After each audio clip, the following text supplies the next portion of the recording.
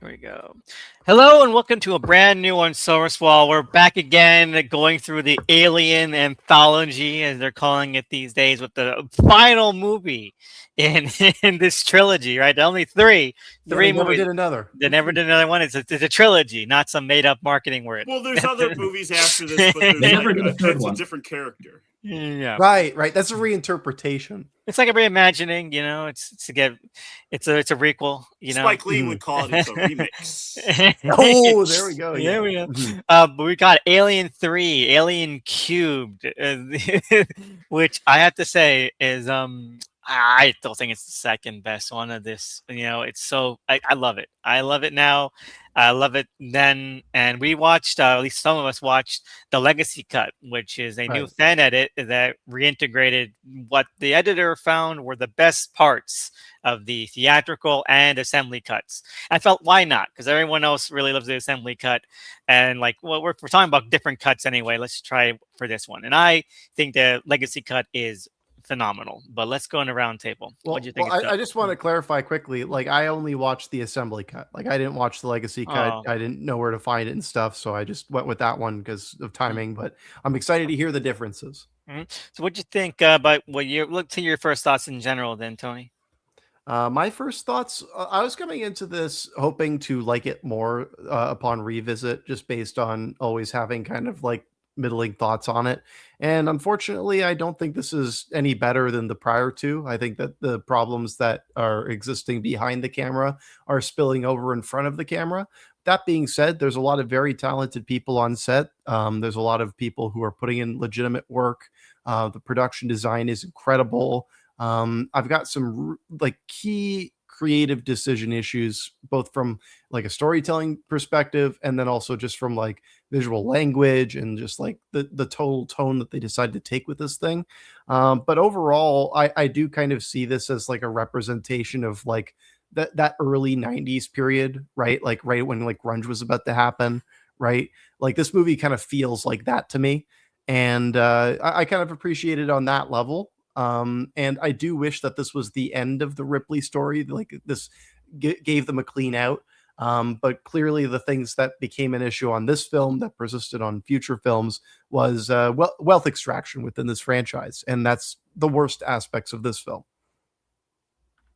I mean, I really can't go against anything you said there. I feel again. I think even after we said the first one, like the first one should have been it. Like at this point, we are just milking that cow. So I think by three, as much as I love it, the fact that it has such a problematic and troublesome production story and background is like, at what point is this worth it? You know. I'm interested in hearing what this legacy cut is like, because like so much of what like is wrong with this movie to me like are like foundational idea problems, right? Like problems that come from the script, right? And the problem with this movie is that like they didn't have a script for a large portion, right? Like, they were just kind of winging it, right? So like even though I see a lot of like polishing that happens with these edits, I'm just curious how far you can get this to being good. You know, I'm very curious about that, and I'm open to the idea. It's just like when I see what we have, I'm just like, I don't know if there's anything left on this. You know, Mikhail, what's your first thoughts here? Well, first I want to go off what Tony has said to respond to the question of the legacy cut. I would say the legacy cut, in a general sense, is basically the assembly cut. But with some of the alternate material from the theatrical edition. Like it's also the legacy cut also uses, say, the dog story with the dog getting face hugged and then birthing the dragon animalistic xenomorph rather than the ox. So that's like the principal difference. But they also found ways to tighten up a number of scenes, added a different color grade, which is actually much nicer, and kind of bumped up some of the visual effects. So some of the effects in the assembly cut really are kind of rough. Like you can see that the compositing has not aged well, with that alien puppet. So they kind of made it look a lot better, like integrated, like, because this movie was really just before they kind of moved to CGI. It still relied on optical compositing. And that stuff does age with time, which is, in fact, that's arguably one of the reasons why Lucas wanted to do those special editions of Star Wars, because of the aging of the optical compositing effects. But that's a whole other story. Now, in regard to my thoughts about this movie, it's like, well, I'll say this. I think the legacy version is the best version of this movie that I have seen yet. I think it really still a lot of problems. The foundational issues that this movie always had, which begin with the script, they remain. Although I do think there was one choice in particular that the legacy cut makes, which I really appreciate, which is that it creates a genuine sense of mystery from the beginning of the movie about what actually happened there. Because, like, in the existing official cuts of Alien 3, you have a very clear idea. You know from the beginning that, like, Ripley has been impregnated, right? Like, by the face hugger, right? The legacy cut actually removes the egg and the face hugger footage, and kind of you get the sense that, yeah, like, there's something goes wrong and the thing crashes, but you don't know until way later, until Ripley finds out that, like, she has this thing inside her, that it's inside her. And it's like I more think than halfway through that they confirm that, and yeah, in the legacy cut, you don't get anything definitive until that point. Yeah, exactly. And I think that's just a great choice because, I mean, as usual, it's like, well, prologues give away way too much information. And here it's like, oh, wait a minute, right? Like, you don't know everything. And that, I think, helps the story at least a little bit. Now, that said, I don't hate this movie as I used to hate it. I mean, I was like one of those people who, I had this on video, when I was a kid. I was like, I would watch all three movies, and then I'm like, and even as a kid who wasn't like, I didn't know terms like plot holes or, I wasn't like a cinephile yet, but even I could tell that there was just something wrong going from movie 2 to movie 3, just in terms of story. I'm like, well, wait a minute, how the hell is there an egg on this ship? Like, that is not possible, right? Like, this completely contradicts the ending of the second movie. The Queen couldn't have laid one; her egg sac was all gone, and how could they have not, like, scanned or found anything there? And then, and you have, like, questions like that, like, all throughout. Love like, found a way, Mikhail. But even if you accept that, like, did the face hugger find a way to impregnate, like, two different entities, without, like, dying? Hey, what if it has, like, a special sac for, like, like a queen embryo and a regular sac for, like, a regular embryo? Okay, see, gap filling. Yeah, Gap filling, right. Not supported by the text, man. I'm sorry, but Well, every man has two balls for a reason, one for girls, one for boys. Exactly. Exactly. Yeah. But I mean, putting all of that aside, I mean, let's accept the general premise of this movie. I'm just like, look, from a screenwriting perspective, I have, like, a ton of issues, just because, I mean, look, I get it. Some would argue that, like, well, isn't this, like, such a powerful move? Like, you kill off those characters and it's, like, so bleak, and it's like, right, like, and it's, like, nihilistic, and it can mean, like, all bets are off. And for me, it's like, well, I personally find that to be, like, a narrative cheat. I find that to be kind of like a lazy screenwriting move, because that's what writers do when they don't want to deal with the pre-existing baggage or stuff that they inherit from the preceding movie, right? It's kind of like a way to return things to status quo, and then you can kind of repeat a story that's kind of already been told. I mean, in many ways, Alien 3 is a rehash of the first Alien, right? You have one xenomorph. You have, like, an environment in which it can, attack people and pick them off one by one. Nobody has any way to stop it. Like, in this case, they just don't have any weapons, right? And they have to figure out a way to overcome this adversary. And, like, Ripley slowly emerges from, like, this collection of male, like, victims to become, like, the only person capable of stopping it, right? I mean, so in that sense, okay, yeah, that's already a redundancy. It doesn't really push the story into any new direction. And I have a lot of problems with just some basic ideas that are like, I cannot accept this incarnation of Ellen Ripley as the same character from the previous movies. Like, I mean, it does not make sense to me. You know, like her behavior, the way that she carries herself. I don't know, for example, why she keeps to herself all the stuff about the alien for like half of the film. Like, Makes no sense. No, makes yeah, no it makes no sense. Like she's like the person who would be like sounding the alarm from like, you know, like from the moment she wakes up, you know, like at least going by the previous two movies. So like she's usually the person that people are doubting because she's saying it so much, right? Like as we saw in the last yes. movie, right? So it's like the Yeah. idea that like she's not saying anything would only make sense if she was so discouraged by her last experience, but the film makes no effort to make that parallel the case. Sorry. Right. No, exactly. That's exactly the case. And also, you know, I mean, I don't know. I always felt that Sigourney Weaver is maybe kind of phoning it in here, or maybe she doesn't have a clear sense of what character she's supposed to be playing here. You know, I always found her performance here to be a little bit like, you know, not quite, I don't know, like maybe not quite fully, like I can sense like a lack of conviction or something like that. You know, and look, we can talk about all of the contradictions with the creature itself later, but let me say what I do appreciate, what I have come to appreciate over time. Okay, yeah, this is clearly a movie that is created with style. You know, yeah, the production design really is amazing. I think you know, David Fincher really wanted almost every single shot to look as cool as possible.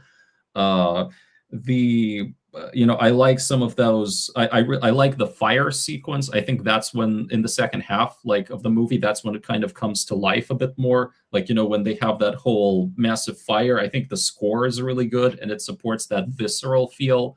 I think that the first person running scenes, you know, with the alien, are really well done. And in the legacy cut, I think they're actually improved because they actually change and distort like the alien's vision a little bit. They kind of add a reddish hue. So it's not so evil, Daddy. Kind of, but I just like how it really distinguishes it. Like every time you see that, it's like, oh wow, yeah, that's how the xenomorph is quote unquote seeing things. And I don't know, I really appreciated that effect.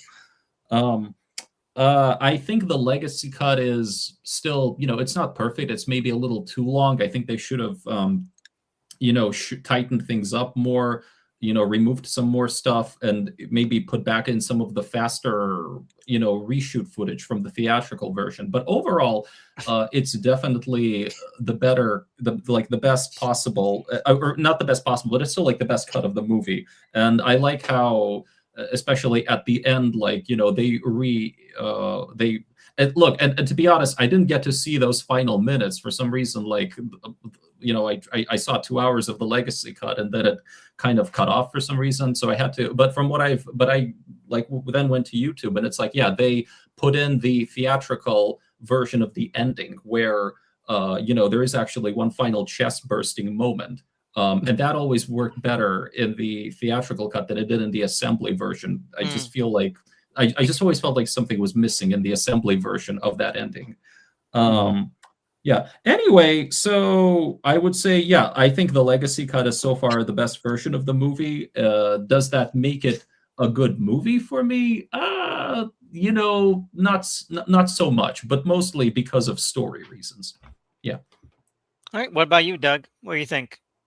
I think this movie's great. Yeah, no, yes. I mean, I'm not fully there on the same page as like this is my second favorite, but this is like closer to what I want the franchise to be. Like my main complaint, like yes, I agree with like all the critiques. Yes, like it has foundational like story issues, mainly in that it's a Ripley story. Like I had that same issue with Aliens, where I'm like, we should be kind of just be going full anthology with these, where they're just different stories where people encounter aliens. Like we didn't need Ripley in this last one, and it doesn't need to be her now. But the fact that it is, I mean, I don't know. I kind of disagree with it that she's like checked out, because I think it's just more like the care in the way that the first movie is about a lot of different things, but you can you know, definitely interpret the alien itself as just like this inevitable metaphor for death. So like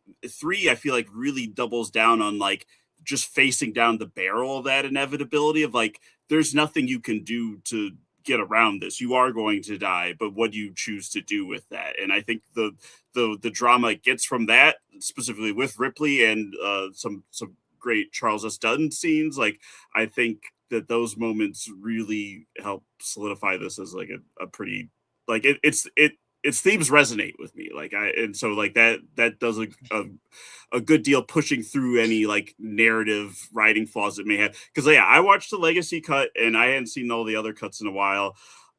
It's interesting because it smooths over some things, and like I like the little narrative.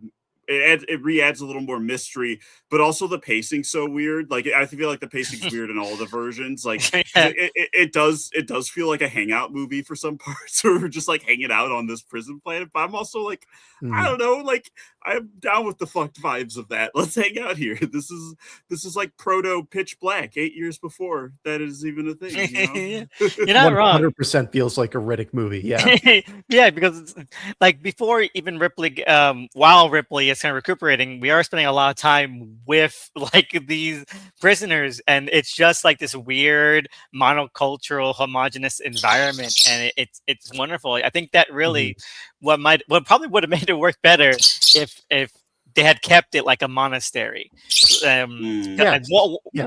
Because I think that adding the prison stuff, it only really works with a couple of the characters. It's something that you could have still had within that structure, making it just an entire prison planet, not just like, maybe some monks are there seeking some kind of redemption or some sort of, penance. It adds too much. You're expected to accept too much like face front, and it's kind of weak. I actually think what they have already, like the prison planet, right? And then you have Charles S. Dutton being this kind of quasi-religious figure, right? I think you just go further into that, right? Like, I actually think that could have been a really solid idea. But I think that actually, like, my core problem with this film is that, like, in Alien 1 and in Aliens, what are the best parts of those movies? It's the ensembles, right? Because you're getting a bit of flavor with everybody, right? And this movie purposefully decides to go, we're going to flatten the ensemble and make them all kind of the same. They're all bald men, for Christ's sake, right? Bald British guys. Exactly, right? And in doing so, they have removed a lot of like the distinctive qualities between them. Like they're always just varying degrees of shifty and untrustworthy.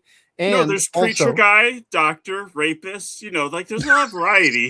No. Sorry, Doug, you mixed it up there. That third one's also like one of the other ones you just listed there, and so on and so forth, right? Okay, they're all some level of rapist. Yeah. That's the thing. Personally, I like Morse. I do like Morse, but I think that has more to do with the actor playing him, because he was definitely in Dark City like years later. Yes. Here's my easy fix. This is my easy fix for this movie, and this would have been something that would have made their lives easier too. Save Sigourney Weaver for like the first act or second act twist, because you should treat her like she's the spaceship that you found in the first movie, right? You want to build up this relationship, right? You want to build up the people who are working on this prison colony, right? You want to sell us on why we should care about them as their new leads, because the problem with this movie is we know that Ripley's the only one who matters, to the point where they give her such ludicrous plot armor, right? So like it comes to this point where she has nothing to do in the story, and because she's entered into a story that only exists for her to exist within, they have nothing to do. So like you said, Doug, it kind of feels like a hang-up movie, and I do like some of that vibe to it. But then at the same time, we've lost so much of like the stakes. We've lost so much of like the tension, right? Like we only know like that these guys just generally don't like each other. I wish there were more specific beefs. I wish there were more specific arcs, right? Because of the way they structured this film, they robbed themselves of all of those opportunities, save for a few characters. Oh, sorry. I just wanted to elaborate a little bit. It's interesting what you're saying. What we've been talking about this movie being kind of like reminiscent of Pitch Black, because if I understood things correctly, a lot of like the actual concept of this being like either a prison planet or a former refinery, like whatever, that actually came from the David Twohy script. Like David Twohy. Also, the planet is called Fury. I clocked that too. I was like, oh shit, this is where Riddick's from. No, but yeah, like it's interesting because they apparently greenlit Vincent Ward's Wooden Planet version, which would have been like a wooden planet filled with where the monks were like supposed to be the main characters, right? Like these Luddite monks who decided to get away from all technology somehow. But then they, after greenlighting it, they decided to change it back by kind of merging it with concepts from David Tui's earlier script, which was about like, I think, some kind of like refinery kind of planet that finds, I think, the face huggers in like encased in amber in some way, or like whatever. So it really feels like one of those things where, I mean, from watching like the behind the scenes material, I'm still like confused about the exact chronology of, script writing and whatever, but it really feels like this was a movie where, it's like the script keeps mutating, and then they greenlight it, for one version, but then they decide to have it rewritten, and so they keep like getting writers, putting like different writers on it, and that keeps happening even all throughout like production. So you get this kind of weird combination of things, right, that never really solidifies. Well, I watched a bit of that whole was it Wreckage and Rage documentary. I watched like 30 minutes of that because an hour of it's on YouTube, but the 2.5 hour version does not exist to easily pirate as well.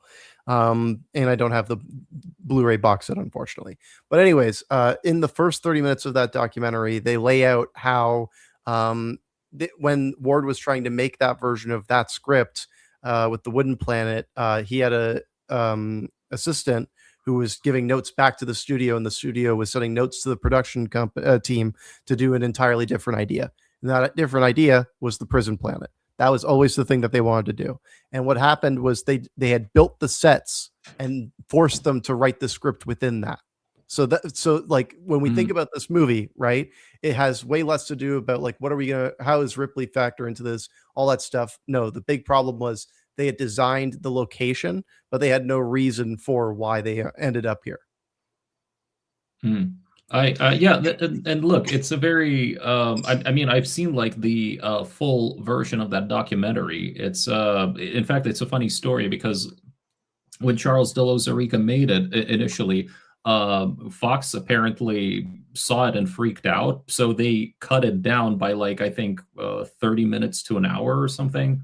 And it came out, and Lozerica removed his name from it. So then the full cut of Wreckage and Rage, in fact, was originally called Wreckage and Rape, but they changed it to Rage when he was able to put out like the full version of it, So he originally removed his name from it. Then they put out the full version with the changed title, and he put his name back on it. But it was definitely like, it definitely had this happening, but also it was just like a lot of continuous, like, like rewriting. Like they hired back David Giler and Walter Hill at one point to do rewrites on the movie with like another screenwriter. David Fincher comes in at some point, and he and Giler and Hill like get into fisticuffs, basically. Oh my God. Over here's the how you direction. fix the problem. Here's an easy problem fix. Okay, ring, ring, ring. Hello, Dan O'Bannon. What are you doing right now? Can I buy you a sandwich? Like he would have solved this in lickety split. Yeah, no, but really, I legitimately feel it's like there were so many conflicts and just so many egos, like at war over this movie and what it should be. Like all the Rennie Harlan originally had worked on this movie in the development stage for I think Wasn't like a year and a half. Space Communists in his version or something? No, that was William Gibson.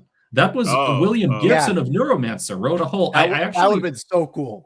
I actually read part of that draft because it was available at a library that like I was studying at, and I mean I remember only like bits of it, but definitely there were scenes of like these Russian scientists like I think genetically creating like a new xenomorph type beast, and I think one of them maybe named Suslov or whatever. He was musing over to his colleague, like I think this thing could be a biological weapon. Perhaps someone engineered it or something to wipe out another civilization or something. Like it has all the hallmarks of like genetic engineering.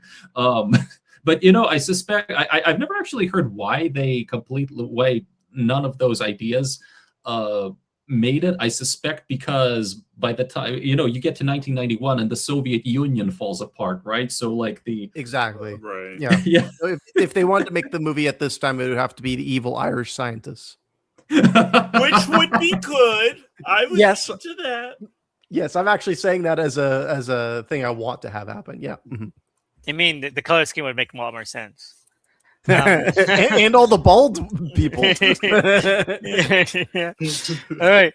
But yeah, I mean, you're not wrong, and I think that one of my things about this, one thing that in its cap, and that's why I kind of really hope it's a very superficial thing that they had kept the monastery thing, because it's one of those films that's secretly a fantasy movie. Yeah. Wait, which one?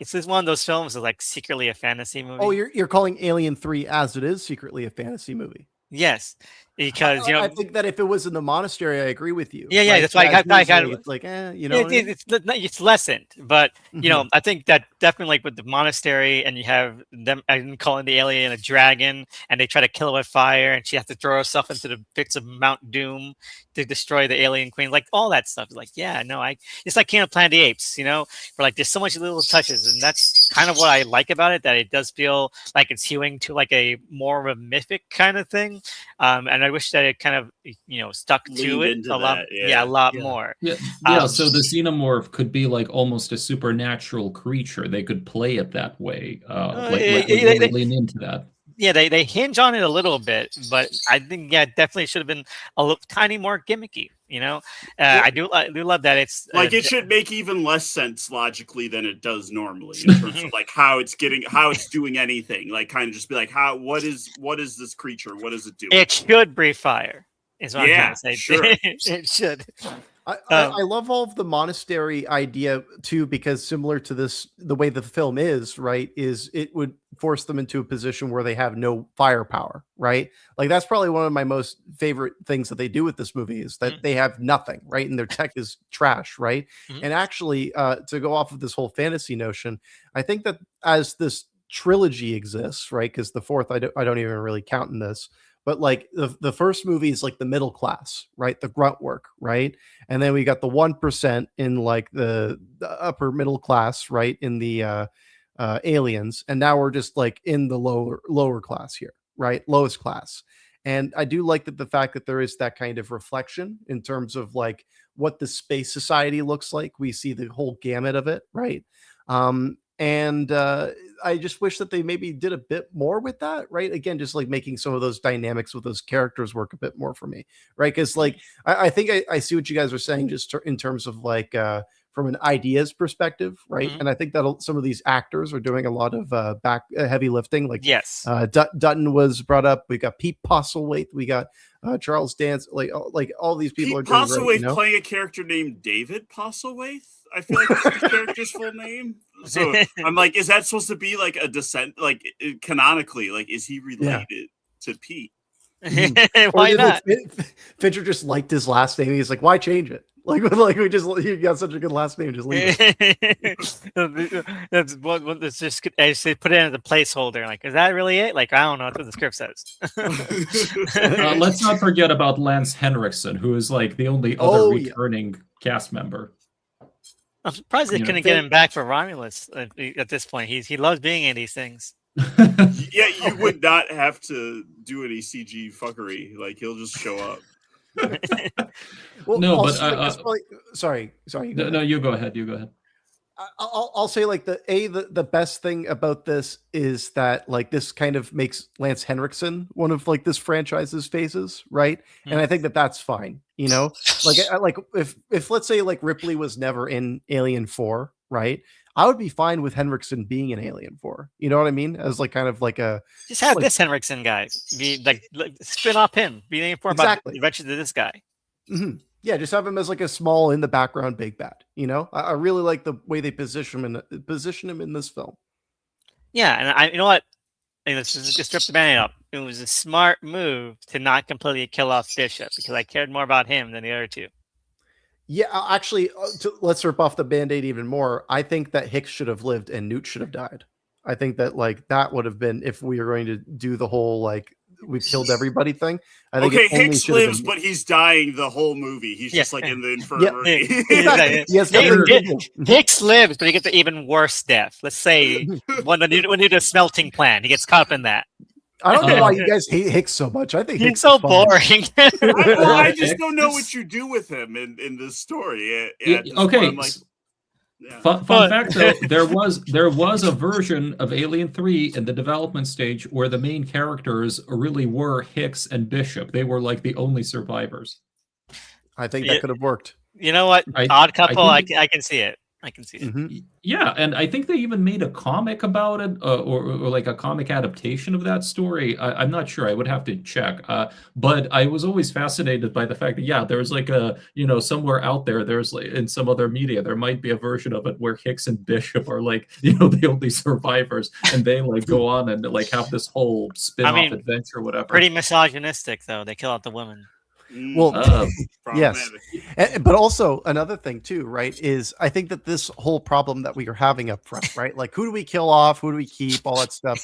The problem is that it's all up front, right? Like the thing that at the beginning of the sequel of a movie shouldn't be like the immediate end of the last one, unless if it was a like clean cliffhanger, right? And like in Aliens, right, like it starts and there's a lulling you back into a sense of security before bringing the danger back in, right? And this movie is just like blah, everything's fucked right from the jump, and then it stays there, and it doesn't do so in a way that I feel is particularly rewarding. You know what I mean? Like I could go with this kind of mood for a consistent period in time, but I'm not sure if this movie can pull it off. I'm just like that. It's quiet, you know. I'm sorry. Like that's a really funny thing to say about a movie. I have to say. No. I'm sorry, but after you know what? I agree with everything you're saying, but then after a bunch of like hoorah, hoorah, hoorah, I'm like, I'm so glad that these people are just saying, British gibberish. I don't need to care about. So it's nice. They're all just mumbling racist. They're not or rapists. I mean, they're not like yelling or anything. Like, oh, game over, man. No one says that. I'm good. They are less like broadly caricaturist, right? But when you see like in the first movie, right, like when you've got like somebody like Tom Selleck, right, that's just like a guy, right? That's a face, right? Yaphet Kotto, that's a face, right? Harry Dean Stanton, that's a face, right? You look at them and you're like, okay, that's recognizable. When you look at a group of just like bald men who have all the same like shape, right, it kind of flattens them out in a way that seems interesting. You can do something about that, right? Like the uniformity of that, right? But they don't really do anything with that. They don't really set up anything with the dynamics aboard the ship. They just kind of continue along with the fact that they are listless people, people with no tasks or true purpose in life. I get what you mean. When the alien starts killing them, they don't really show any kind of like immediacy or urgency to deal with this issue. They seem like resigned from the start and don't really change that mode as the movie continues. The religious aspect should have been something that deepens and kind of twists as the movie goes on. And that would have made it work for me, actually. I would have sold that for me. Because, like, as you're right, like, it does feel like even though I'm carried along by Ripley, by Charles Dance, by Dutton, I feel like they're like the main hooks for each segment of this movie. Like they're carrying me forward, and they're really great, really enigmatic, really impressively commanding performances. A lot of it's like everyone else is like just fodder, and all these bald British guys who are kind of tubby, and they're just like just there to get fucking picked off one by one. When I feel like if they had come together and things got like worse mentally, emotionally, more fraught, and things become a little more. You ever read Hellstar Remina? I never know. It's a Junji Ito comic where it was like some sort of galactic kind of ego living planet, demon planet, comes out of a wormhole and comes to eat the Earth, and for some reason, the entire planet of Earth decides to blame one woman for it. And so they go like in a giant. People start like going crazy, like should we kill her or not? And so people are trying to save her, people are trying to kill her, and it becomes like an entirely manic frenzy for just one person. They all decide to pin the blame on, and I feel like having that like religious mania would have against Ripley, like had that weaponized, would have kind of tied all that together. It would have actually made. I love Dutton, but like his parts, like I wished he was like a stronger core aspect of the film. Well, or they tease that element at one point where they kind of were together, so I'm forgetting which guy this was, but he's like, hey, it was on her ship, like this is all her fault. Yeah, a little bit, yeah. But then that's immediately like dropped. Like they're not going to like, no, we got to band together to fight this. But there should have been like a through line of like, who can we trust here? Are we all going to be working towards the same goal? There should have been sorry, go ahead. No, it's just it's funny, Doug, that you're saying that because like in the documentary, Ward literally talks about how the idea was that they start to blame Ripley of like the monks start blaming like Ripley for this like calamity. They see her as like the source of this thing, and she also develops. Yeah, she is. Well, yeah. I mean, we agreed that if she hadn't torched the alien queen's eggs, the alien queen wouldn't have gone. If she had kept up her end of the bargain, that would have been a funny alternate ending where the queen's just like, all right, we've had a deal. Yeah. So Bishop would have lived, and there'd be no alien egg on that escape pod. So it's her fault. Yeah. No, but I guess what I'm trying to say is that like exactly what you're describing, it feels like from the documentary, it seems like that was supposed to be one of the big ideas of that Wooden Planet script, Well, you can tell then, like you see the vestige of it, and that's what. So it's just like one of those movies, like the prequels. Not even these prequels, the Star Wars prequels. Like, I love the ideas it intimates on, and that's enough for me. Especially like we're fucking a third movie in to a franchise that shouldn't exist. But like, that's enough. What do you got? Like that's enough for me. Like, I'm Alien 3 gestures and ideas. Okay, good. At least it's gesturing towards something. I just wish that what would have made this a really special film is if they'd actually develop those. And it seems like they just kept that for lip service. I'm like, disappointing. Well, going back to the Dutton character just for a moment, right? Because they kind of position him as somebody who seemingly is going to be like someone you're not sure if you can trust fully, right? And then they fully redeem him like very quickly, and then they just have him stagnant for the rest of the film. And then what they choose to do instead is they have like different prisoners just kind of like having lapses of judgment for whatever reason, just to fit within the moment, to create the things that they need to have happen. And it just makes it a lot worse, in my opinion. Like it removes a lot of the organic, like, oh, well, one person's just going to grab something from the other room and they've been killed, right? Instead, it feels like, oh, this person has to make something happen in order for the xenomorph to go and kill someone, right? It's just so all like the mystery is gone, truly, right? But to go back to what you were saying before, Elvis, about ideas, yeah, of course, this movie's got great ideas. I'm not going to end this podcast by saying, oh, it's a terrible movie. Oh, it's not worth your time or anything. This is way better than all of the Children of the Corn movies in that respect, right? What about even the incest one? Even the incest one? Especially. How dare you? We all agree that was a masterpiece. The third one was great. Come on. Oh wait. What?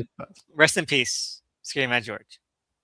Yes, exactly. Yeah. Rest in peace. I was thinking about like posting that climax, but then I was like, I wonder if it's just like too much. I wonder. As long as it's not the extended version where that woman gets, or what? I'm pretty sure it was Charlize Theron who gets like evil deaded. Like, yeah, it is her. Yeah, and that's the scene with the Barbie. Like, there's also the scene in that where there's a Barbie doll. As like a getting eaten. Yeah, It's awesome. so good. I miss that guy so much. Anyway, go ahead. But this movie is not a laughing matter, though. There's not a lot of like cheesy, corny stuff. It's very serious stuff. I'm trying to think of one joke in the movie. Well, I now there's a joke that I like, and it's a dark joke. I love when they hear about Ripley being on the being on the planet, and all the guys who are with Charles Dutton are like, oh, they're all like, right, we shouldn't have him, man. It's too much of temptation. I signed. And one guy says, hey, I made a vow of celibacy, and that includes women. He's like, oh, you know what? Fair enough. It's not. It includes women. So good. Who else has he got on that island? Oh, we got the other guys, man. Wait, there was another joke. I think when Charles they were. Wait. There was one joke I remember. I think with those two guys who were putting that explosive wax or whatever it was on the floors, and they were like, one of them was complaining about breathing it, and he's like, you have to like put your mask on, or you have to like hold it. I'm like, how can I? Like I'm like breathing it. It's right here. How can I not breathe? Or something. That was a little. He says something along the lines of like, if you breathe it too much, you'll get high, and then he's like, oh, okay. Like that. There is that line. So I guess there is that joke. I do love when Dutton saves Ripley from getting raped. He says something like, I have to talk about we have to talk about matters of the spirit. when he's saying, I apologizes for like the people, his little disciples. We gotta talk about matters of the spirit. And he's just beating the fuck out of them. It's so good. Didn't he say I have to re-educate the brothers? Then he says we have to re-educate the brothers. We have to talk about matters of the spirit. I do like him addressing everyone as brother and Ripley as sister. I was like, yeah, hell yeah. Yeah, preacher man. Who don't love it, man? I love him. No, but like even just religious. Mm-hmm. No, sorry, but just like thinking about that scene, I'm always just like astounded by how the way that it's played is that like Ripley is like so completely, incapable and defenseless here. And I mean, I guess that's kind of the point, but also, I'm sorry, this is the person who fearlessly like faced down the alien queen, for Christ's sake. And here it's like well, maybe, but here it's almost like she acts like she's never even hit anyone before. I mean, even the way she punches that guy at the end, I'm just oh.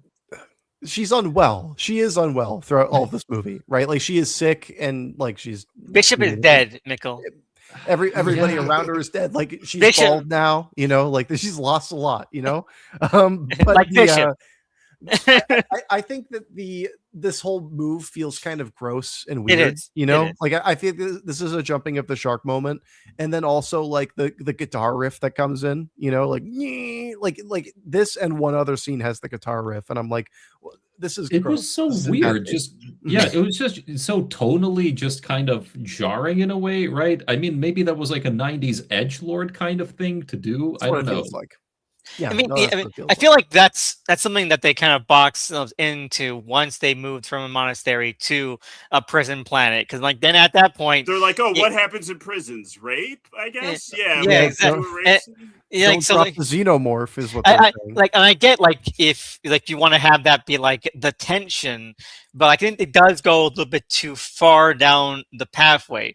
And like it should have been something where like the intimated, and I think intimating is enough, but it really goes, I think, just having glances from the prisoners at her where you're trying to kind of read into like, okay, how much of a threat is this guy currently? Like that would be enough. Like I feel like you don't have to have them like overtly like they get really close to it too. It's crazy. The scene goes on fucking long. Yeah. You know what movie does this well?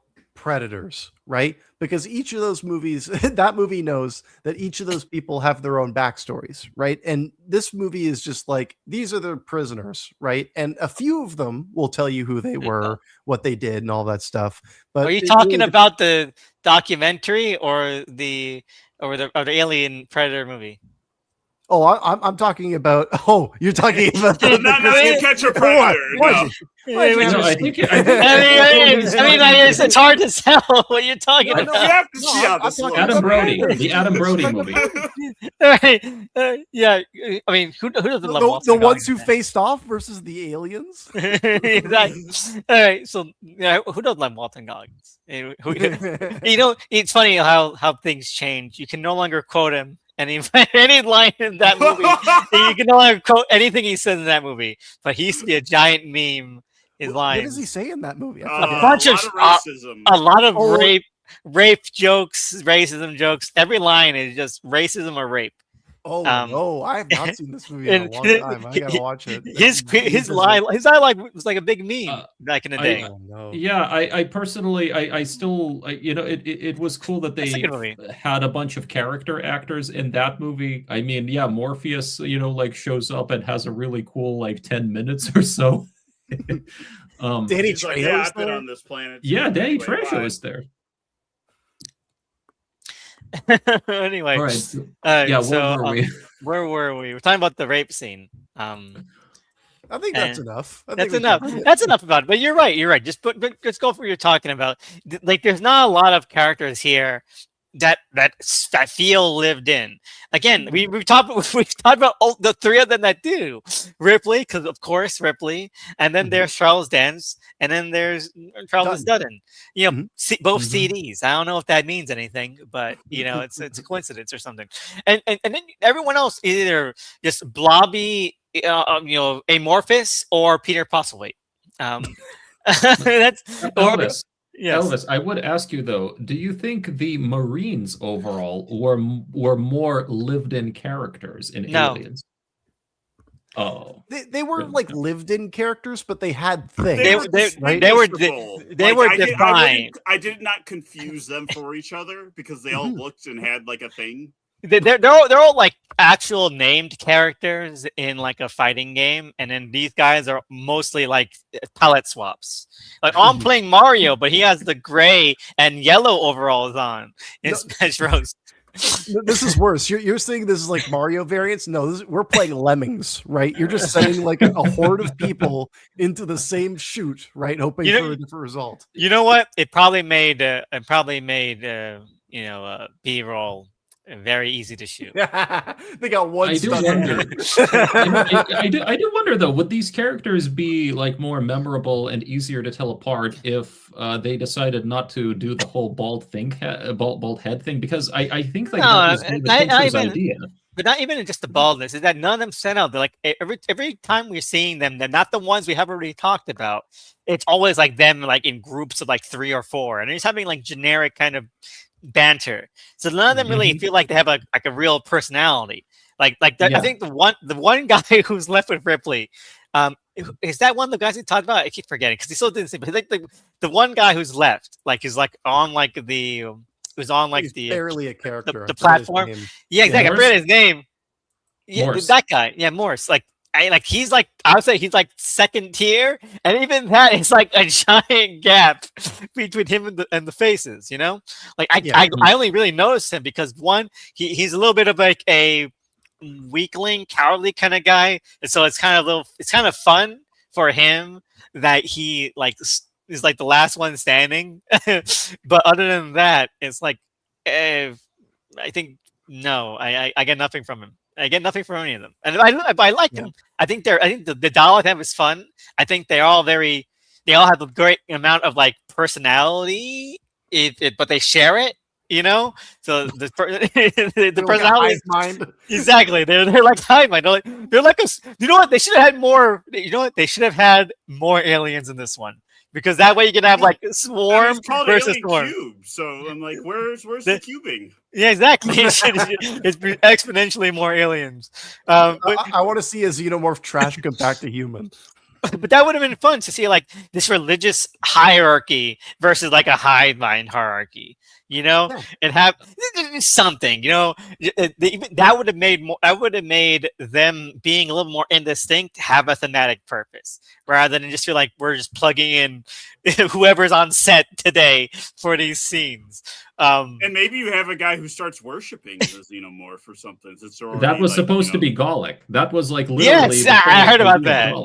So he has those vibes, and you think that there's going to be something out of all the like weird shit he's saying, but then nothing happens.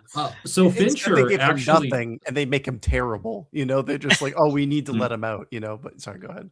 No, but Fincher literally talked about the fact, like when he, on the rare occasion that he did talk about this movie, he did say that like he had bigger plans for Gallic. Like Gallic was, I think like he was supposed to, he had this whole delusion about like wanting to become like the Adam to Ripley's Eve or something, like that he wanted to be like a full-on servant of the xenomorph, which implies that he was meant, at least at one point or another, to have like a bigger antagonist role. Like, maybe he would have been like the Ash. Yes. Walter Golick. Paul McGann. I remember that. It's like, I mean, surprisingly, weirdly hot one. Yeah. Okay. Paul McGann's pretty man. He should have been more in the movie. Yeah, I agree. I mean, he just has some weird cryptic lines that I wish was like and the way Charles Dance reacts to one of his lines, like, "All right, well put, well said," or something. And then they just like go back in an insane world, a sane man is insane. Yep. That's so you're not wrong. Again, these are things where like that would have worked a little bit better. And it's unfortunate that they just strip these down to the bone. They really do just strip these down to the bone. Yeah, it doesn't feel like they fully thought it through, and it's largely because they couldn't, So like this is where like the whole conundrum with this movie lies, right? Where it's like all of the clearly better ideas are just like out in the open, right? You can see them, right? But you just can't grab them, they're just not quite fully refined into the right place, but it doesn't mean that you still can't admire or appreciate what it's doing. And actually, speaking of which, I wanted to talk about like on the effects side, right? Like, because we have not referenced this at all, but can we talk about the time that they tried to use a dog for the xenomorph? Oh my god! Yeah. I mean, that I've seen the behind the scenes footage of that, and it is just laughably hilarious because, like, you literally see that it's a dog like running, like yep. The proportions are not the same, like at all. Like even if you could get it to work, you'd have to do so much more work in post production to like hide what you're trying to do. Also, it takes like 5 seconds, okay? Like 5 seconds. You go like, okay, imagine how a xenomorph moves in these movies, right? You don't see them move. They like are in the shadows and stuff, right? But when you think about seeing them, they're kind of like people in suits, hulking around, And when you think about a dog, right, walking around, nails it in the tiles, right? You're not going to get threatened by that, and you're not going to be able to teach a dog to have a new gait, right? So I just like it made no sense from the jump. But what if really the dog is a pet of another xenomorph? Like you see, like how the predators have like kind of hunting dogs and some of them, like you see the xenomorphs holding the leash of the xenomorph dog. Oh, well, yeah. Actually, no, that's what the predators do when they win in Alien vs. Predator. There was a third egg, that had a dog embryo. Alien dog. Just keep adding eggs. It doesn't matter. Like, just say there's another egg. They just fell out of her belly wound that again Ripley caused. Since we are on the topic, let's talk about the this film's particular xenomorph. I mean, what did you guys like think about it? The dragon. Like, amazing. The suit stuff is some of the best suit stuff in the whole franchise so far. But some of those compositing effects, like they've got some of the scaling really wrong. Some of the motion looks really iffy. But I really liked what they were going for, if that makes sense. What about the design? Like, I mean, because this is this is kind of a return to Giger, but also, I mean, I think like he himself was a little unhappy with like, I think there was some sort of miscommunication between him and the production team or something. He has his own mock-up, and he made like a giant like statue mock-up of what he wanted it to look like. And I gotta say, his looks fucking amazing. Like it's completely bipedal, but like in a sleek jaguar way, and it's got like a pert, like beautiful mouth. It's like it's so fucking disgusting, right? But it's like sleek, like jaguar, like the Sphinx, It's like that. And it's phenomenal. And that would have been great. That would have really sold like dragon, like something like that's weirdly out of place, out of time, But I do love what we got. I love how spindly and like kind of arachnid it is. Like it's so freaky and frail, but like it's in a weird, like rabid kind of way. I love it. I love it all. Mm-hmm. Apparently, like he took a lot of those designs and used them in Species, right? It seems like Species was the film where he put a lot of his like failed ideas, like his terror train, right? But like, yeah, like the things that he had planned versus what we get in this movie. What, like, to be honest with you guys, like the design differences between this alien and like Aliens Past, I don't see much of a difference. Like I see minor differences, but it still largely looks the same. Oh, well, I mean, it's like got like the smooth, like, like dome head, no ridges, like it doesn't have any tubes anymore. It's kind of like more slender. And obviously that's meant to, like suggest that that's the trait that it took away from its host, right? Because now it was, it was like hosted by an animal, either an ox or a dog, depending on which version you watch, right? And which is why it's like more quadrupedal. Yeah, exactly. Got like more distinctly overt double jointed ankles and stuff. It's I like that. I like those touches. I like those flourishes. I don't like when alien, xenomorphs get more gimmicky. I think this is like the cusp of the gimmickiness I want them to get. And you don't want different colors, you don't want them to have like wings or anything, exactly. You don't want to have like well, you just said you want it to be more fantasy like. Yeah. What if it had wings? If it did have wings, it would look like Pumpkinhead, like literally, like they use the same body. So maybe you're right, maybe it should have been Pumpkinhead. Hey, maybe we should cover the Pumpkinhead movies. All 7? Oh no! I didn't know there were that many. No, there's 4. There's 4. Oh, okay. And 3 of them are good. But no, I think that it does a little bit enough. But I do really like, and even though it's only on screen for like 5 seconds, depending on like the cut you watch, I love the chest burster. I love the crest. I think it's a nice little flourish. And like it's part of the marketing. It's on the fucking poster too. And we only see it in the movie depending on which cut you watch for like 5 seconds. It's great. Yeah, the chest burster is nice, and I think it's fitting that like it ends like with the chest burster like coming out, like it's supposed to be great. I mean, honestly, I think there's something really cool about seeing the chest burster come out, and yet Ripley still holds it like almost like a so her arms become kind of crossed as she falls, like, or like into the fire, like, I mean, like literally until the very last moment, and normally that's not even supposed to be possible, right? Like you're supposed to die the moment it erupts from your chest, but like no, Ripley somehow, like that moment, I will say, always worked for me, which is why I like how they put it back into the legacy cut. I have so many like issues with like Ripley and how that ending is and all of that stuff, right? But if I'm talking just more broadly on the note of like maternity, right? That's kind of what's happening here, right?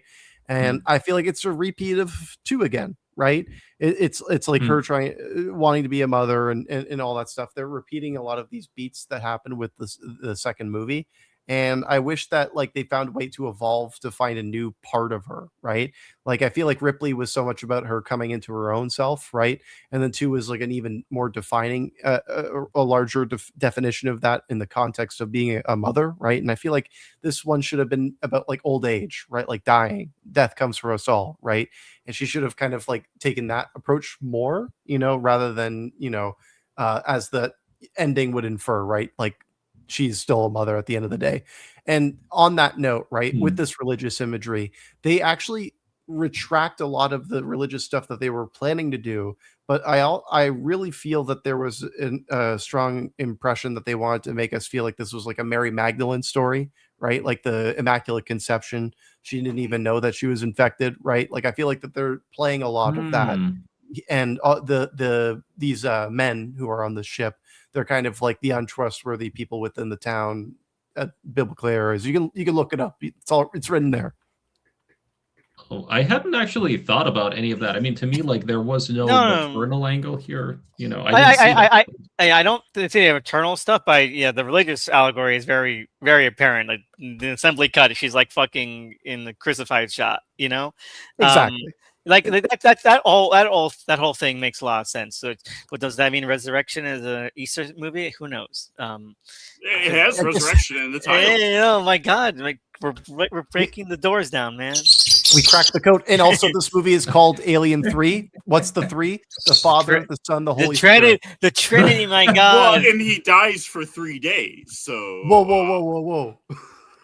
Okay, it's alien times alien times alien. It's like the third, what do you call it? Like the third power. Like, it's Yeah. alien cubed, I mean, so it's really The- like, the third Jesus power. times it's like Jesus 27. times Jesus. Jesus cubed, yeah. Can we get a Nimrod Vincenzo Natali version of this movie, please? That could be good. That would All be right. interesting. I mean, yeah, and he has like a touch for the grotesque as what was it, like Splice, right? Like he did Splice. Mm-hmm. Splice, Yeah. Splice is good. Fucked up movie. Yeah. So let's see here. What honestly, I feel like we're kind of dancing around the subject because the movie itself, as it Tony mentioned, it kind of picks up right right after the second one, and so it has its. I think it takes place over the course of like 2.5 days. You know, it's very quick, and so the plot structure itself is very straightforward. It's just like you mentioned, the beats are all there. Alien planet, someone gets infected, alien around. What are we gonna do? Plan, climax. It's not really a lot of playing with the form or like the narrative development here.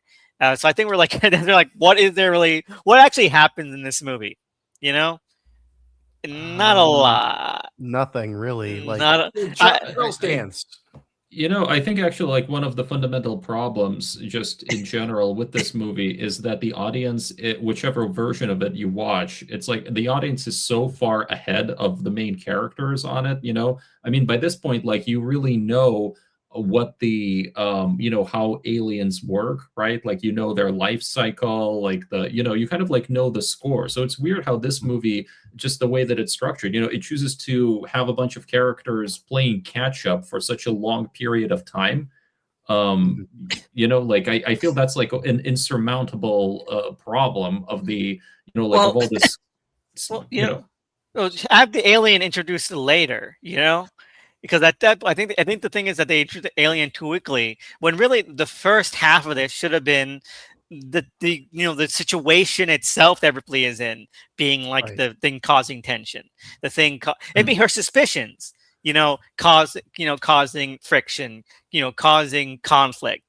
She's very paranoid. She's like very very germophobic. She keeps talking about like infection and contagion, as a way to dance around sounding crazy. But maybe but the fact that the alien exists so quickly on the movie and it's killing people so quickly on, it does feel repetitive. Now the stuff that I like and enjoy, I like all those stuff. I think they're all very entertaining.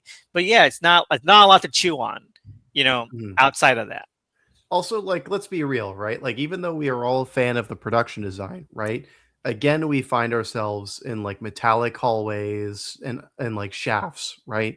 With very little like things that are making it seem any kind of like new. The only difference is if the last movie was blue, this one's got a hint of orange and like maybe it's a bit more white as well, right? And they're Like all wearing rags now. Oh, yeah, It's different. It's just broadly, like just throw a coat of paint on it, right? It's different. The problem is that it just, because there's, it's actually going back to something that Mikhail had said.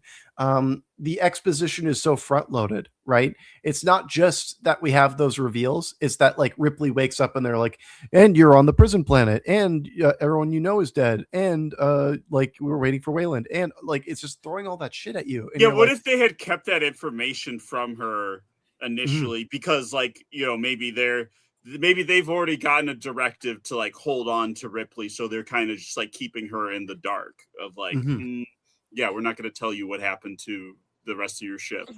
Or if you introduce her later, then you can kind of just be like, here are these people you can get to know, and then you can have her come into the story, and then we already know who she is, and we can just keep going, Yeah, exactly. Like I think they definitely want to have their cake in it too. It's a victim of its own success because we gotta have Ripley sooner. We have to have the aliens sooner. We have to have deaths sooner.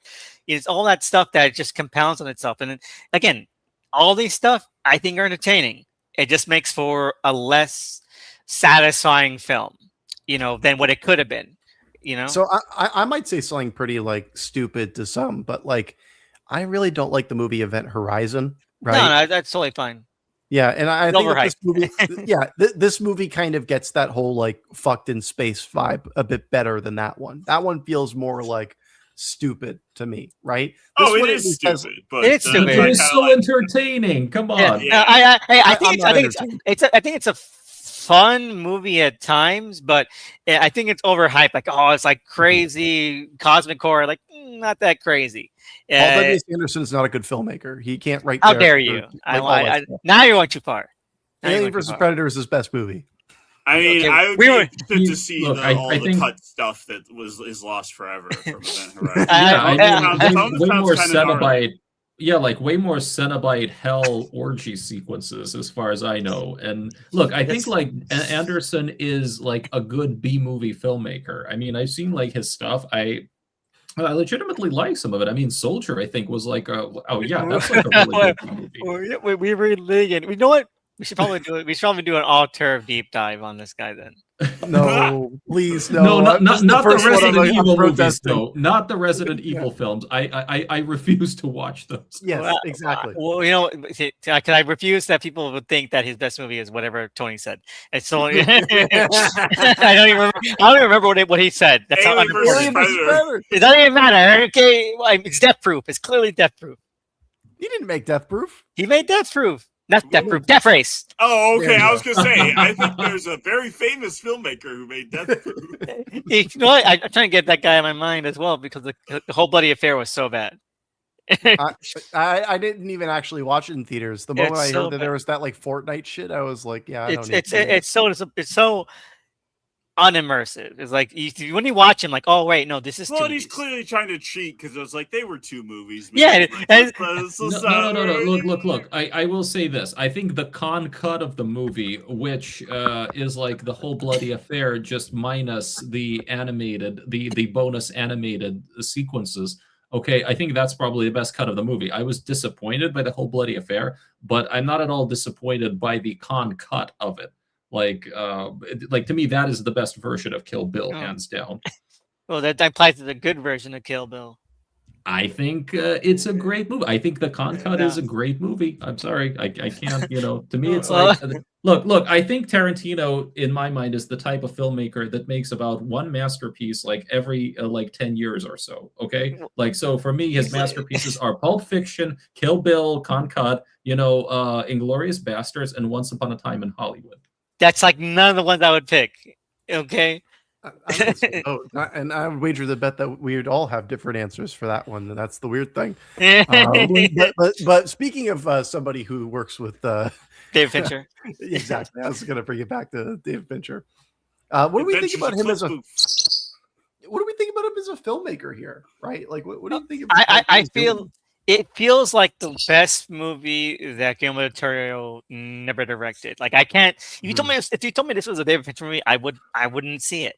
I think that his style, his signature style, is evolved to the point where I'm surprised that some movies he did make, but even with something like Seven, like really earlier on, that has more connected to this, that grimier kind of oily look. There's still more of his fingerprints on that.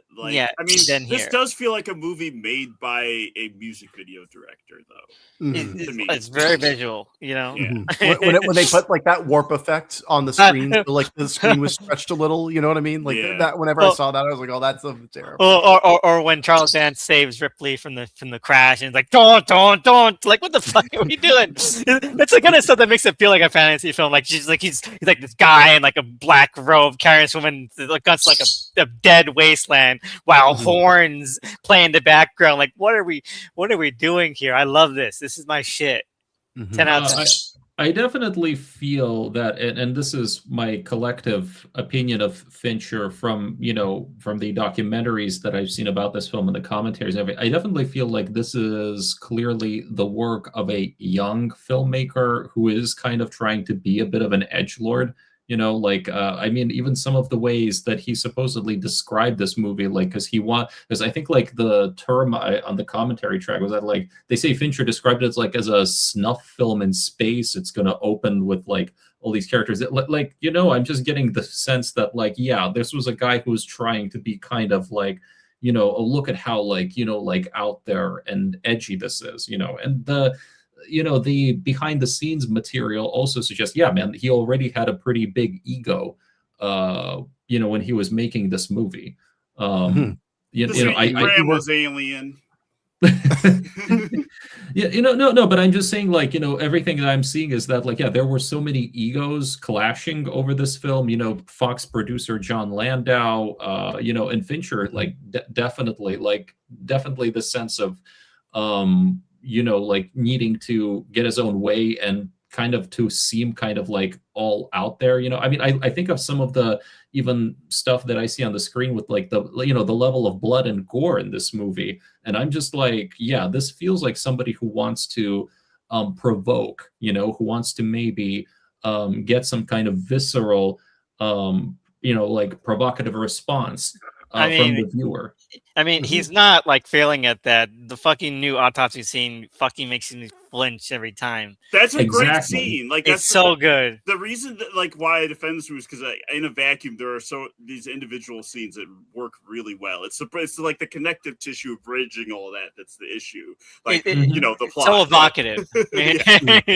It's so evocative. Like that scene and like the chest burster coming out the dog are like just so. It's just so tensely wrong, like this is like it feels like you're watching something just fucking despicable or profane. Well, and the tension of like Dance doesn't even know why he's cutting into this kid, but he's like going along with it. So like there's this interesting tension of like where he's like, "Oh, you want me to cut open the chest? Okay, I'll keep going." Well, it also puts it in a position where, like, we're looking at Ripley through the eyes of somebody who doesn't trust her, and he's justified, right? Like there's a lot going on in this scene where, like, there's like organic tension stuff that, like, unfortunately doesn't exist a lot in other places in this film. But like this is where I like you were saying, like some people brush up against some of the decisions they made with this movie. I think that this decision is actually quite sound. It's just that they didn't like fully commit to it. And the final thing I wanted to say was regarding Fincher as a director is you can truly feel that all of his other films are in response to this one, especially when you consider how this was so fly by the wall. We're just going to kind of like figure it out when we're on set, right? And now he's known as like Mr. Control Freak, right? Like making this kind of production kind of ruined him for life, made him to the point where he had to like completely sap out, overproduce it, which, like, the results speak for themselves. There's some great movies, but like at the end of the day, I wonder if this movie really scarred him in a way that's like traumatic, like I've heard that he got into like shouting matches and stuff with the producers on this one. I will say that just having rewatched this film, I think the Fincher of this time period would have been a better fit for the girl with the dragon tattoo, because that movie, because look, that movie was really pulpy material that needed to have like a layer, of kind of like, it needed to go over the top. It needed to be like, somewhere, kind of like to go like a little overboard, deliberately, because that's what the source material kind of demanded. And the adaptation that Fincher made, it was kind of trying to just like subdue and kind of polish and make it like so, kind of really like it made it like way too subtle, to the point where the grunginess, like of the source material, the pulpiness of it, it was just like, the effect of it was just lost. I mean, looking at this film, I'm just like, wow, it's bad enough that you killed Newt. Now it's like you have to go and like desecrate her corpse in a very visceral manner. And I mean, I'm hearing like they even say that actually, like, even like some of the stuff that they shot like was even more graphic and everything. You know what I'm saying? It's like I feel like the Fincher that we used to have was somebody who was willing like to be like, kind of over the top and kind of like a little grand guignol. Embraced a little more that like I'm doing genre film rather than like here's like a kind of a grounding more seriousness. Although I will like Gone Girl's pretty big. Like he's playing that into the like the over the top nature of that. all of his movies are genre films, right? Like Yeah. I'm trying to think of it. Like none of them are really like straightforward dramas, right? Like even Curious No, Case of I just think Benjamin the argument is you could make is that he like tries to not disguise it, but like Yeah, put no. a more presentable coat of paint on it as Exactly. he goes along. Gussy it up. What he does Elevated is like, genre. Yeah. no, what it's like is like when you got to feed your dog medicine, right? You got to put it in the peanut butter. That's what he does. Oh, this movie is all peanut butter. I'm saying. Yeah, exactly. You're looking and you're like, "Where's my goddamn medicine? I'm hungry. I need my medicine." That's what killed the dog. He didn't get his medicine. He just got peanut butter. but it's in spurts. Like there's so much like that you want the movie like to really just sink its teeth into, take a breather, and just really explore. And it's not a short film. It's like even any of the cut you're gonna watch is like gonna be like 2 hours even at the least. Actually, theatrical is shorter than 2 hours by like It's like 6 minutes. 151. Oh, okay. Well, I was surprised at that, but it's again still not like a short movie, but it's there's I think it just quicks it's like a double-edged sword. And we keep talking about there's a lot of characters that aren't really defined in a real kind of way, but there's so many characters we just keep to cycle through them, so it never feels like we're actually doing much with the ones we have, despite the movie's length. So that's a shame. I will say though, yin yang thing. Oh, sorry. Sorry, what did you say about the yin yang? I was just saying it was like balancing itself out, like because the people don't matter so much, right? It doesn't matter that you kill off so many of them or put so many scenes of peril because we have no reason to care about them, right? So it's like this is where the inexperience of Fincher as a director is really showing, right? Where it's like there's no reason for us to feel so excited for those moments, but I can still appreciate them from like I like what you did on a gore front. Yeah, they're entertainingly staged, but it's it's like I cared about the guy who was singing in the year 2525 while he was cleaning, and then when he was killed by the fan, I was like, oh man, he had good taste. Stock slasher victims, I mean, it's interesting though. I think looking in hindsight though, this kind of for me, this kind of reflects one of the central problems of the Alien movies going forward. They tend to have like these ensembles, so to speak, but most of the characters feel like very much like stock throwaway types that, you're just like waiting for them to die. So, I mean, like I would see that, Prometheus, like Covenant, stuff like it's weird how like it's already here, like, they're having a problem just building on a just like building a truly well-made ensemble like cast. Maybe again it's the problem that you have way too many people in the cast, because right, like that first film, only 7 characters. It's very entertained, and then here you have a large run, and then the crew gets bigger with all those other movies you mentioned, where it's like Prometheus, we're really only honing in on like 3 characters at most, but really just 2 in that movie. But the thing is, it's a slasher problem. It's like the Candyman, the Candyman remake, where the Candyman the original movie is like a psychological fucking thriller. It's like it's a social drama. Like the Candyman, kills people in it, but like that's never the focus, and it's not structured around those kills in the way that like a horror movie is. Like a lot of it is really just the emotional and character stakes, for Virginia Madsen's character, and the journey she's going through, like internally. And then you have the Candyman reboot, right? It's like, well, it's a slasher, right? So we have all these fucking ridiculous, kill scenes that disrupt the flow, disrupt the themes, and are just kind of really nonsensical, and they make it a weaker movie. Like kids just go into the bathroom and say Candyman and get killed, and it's like we have not seen these characters.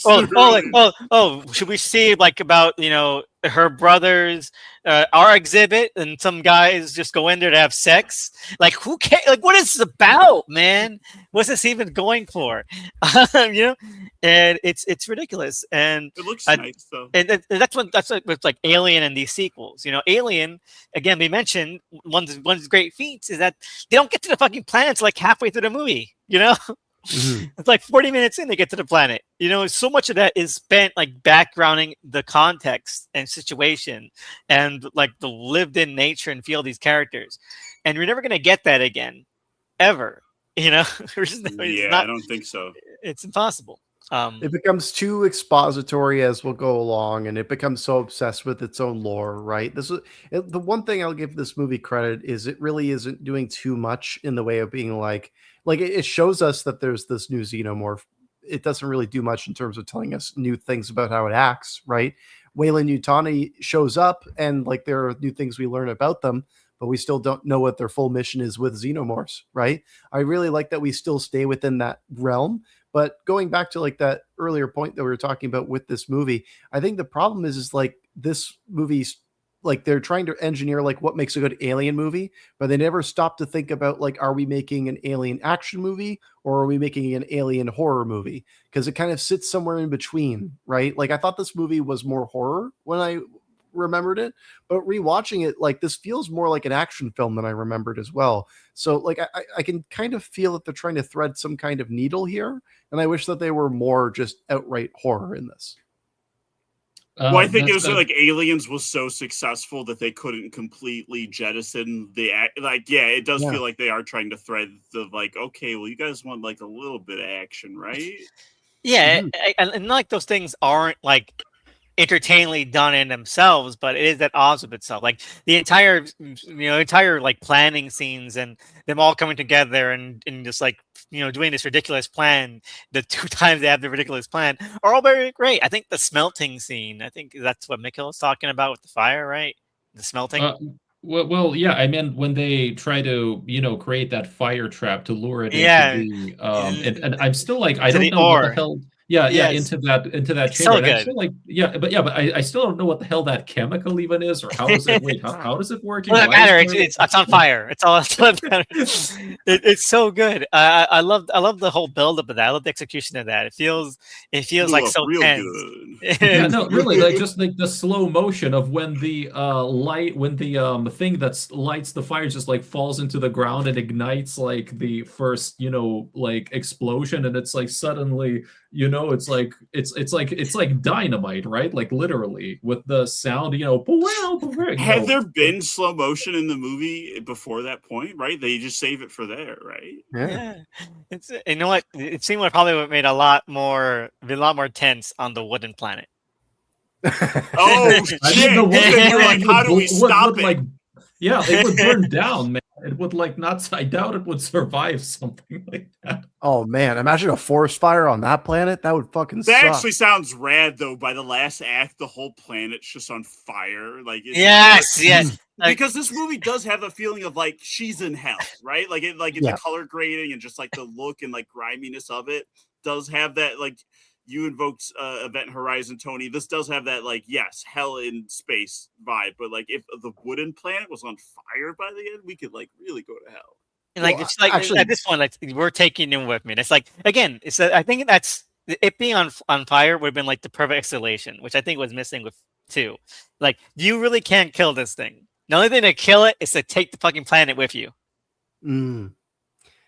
I like also on the note of like what I was bringing up with like the Mary Magdalene thing before, there's a version of this movie where they could have been like Rosemary's Baby with Alien here, like what if this was a thing where like Weyland Yutani was already aware and she was already trapped from the beginning of this movie, right?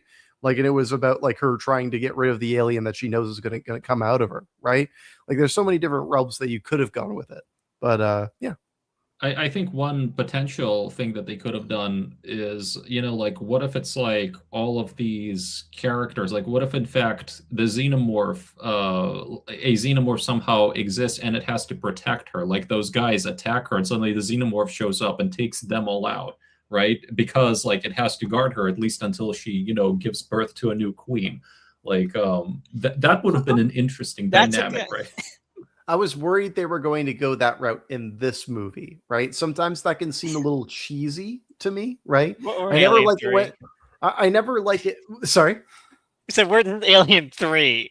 Yeah, well, yeah, you're right. Like, and also like it could be much worse. We could be like in the Children of the Corn franchise where you're getting nothing, right? And that is something, right? And it could build tension of like where it kills the other prisoners, disappears, and then it like just looks like Ripley's killing people. Like they're like, what are you doing? Like, but it's like, so let's just be honest here. That's just the plot of Mimic 2. which if you see Mimic 2, it's the exact plot of Mimic 2. I mean, you know, if you're gonna copy from. That brings it back to my earlier point. Like this feels like it's been a Del Toro movie. The religious allegory, the blood and goo, you know, all that shit. He would have knocked this out of the park, or quit directing. Charles Dance also. Charles Dance. Yes, exactly. Perfect. I really feel sorry though, like for Charles Dance, because he seems to be by far the most interesting and intriguing character in the film, and they kind of kill him off like midway. I mean, as I understand it, he was like the character he was based on was a monk named like I don't know Brother Kyle or whatever, and he was supposed to be like the co-protagonist of the movie. It even seems to be structured like that. Because especially in the assembling legacy cuts, right? Like he's like the first new character that you meet, right? Mm-hmm. So it's weird how they ultimately choose to not commit to that idea and kind of just get rid of him at the most interesting moment in the film. This is that edgelord thing we were talking about, right? Yeah, like can you believe it? Right as she gets to know him, he's fucking dead. Yeah, and he's a better like romantic partner for her than Hicks, right? Like I didn't get much romantic chemistry between the past two. These two seem like they've actually got a spark. So when he's taken out, it's meant to be like oh fuck, we went there. She could have been happy, but fuck you. Yeah, no, I agree, and that would have been like in maybe a little bit of a twist to maybe put him into like a Joseph role, just to go full hog with the religious allegory. There you go. Well, especially if you're gonna keep the she sacrifices like that, build the tension of like where he actually is trying to find a way to keep her alive to the point of like maybe even willing to collaborate with Weyland-Yutani because he knows they will keep her alive in order to preserve the queen. Like that would be interesting.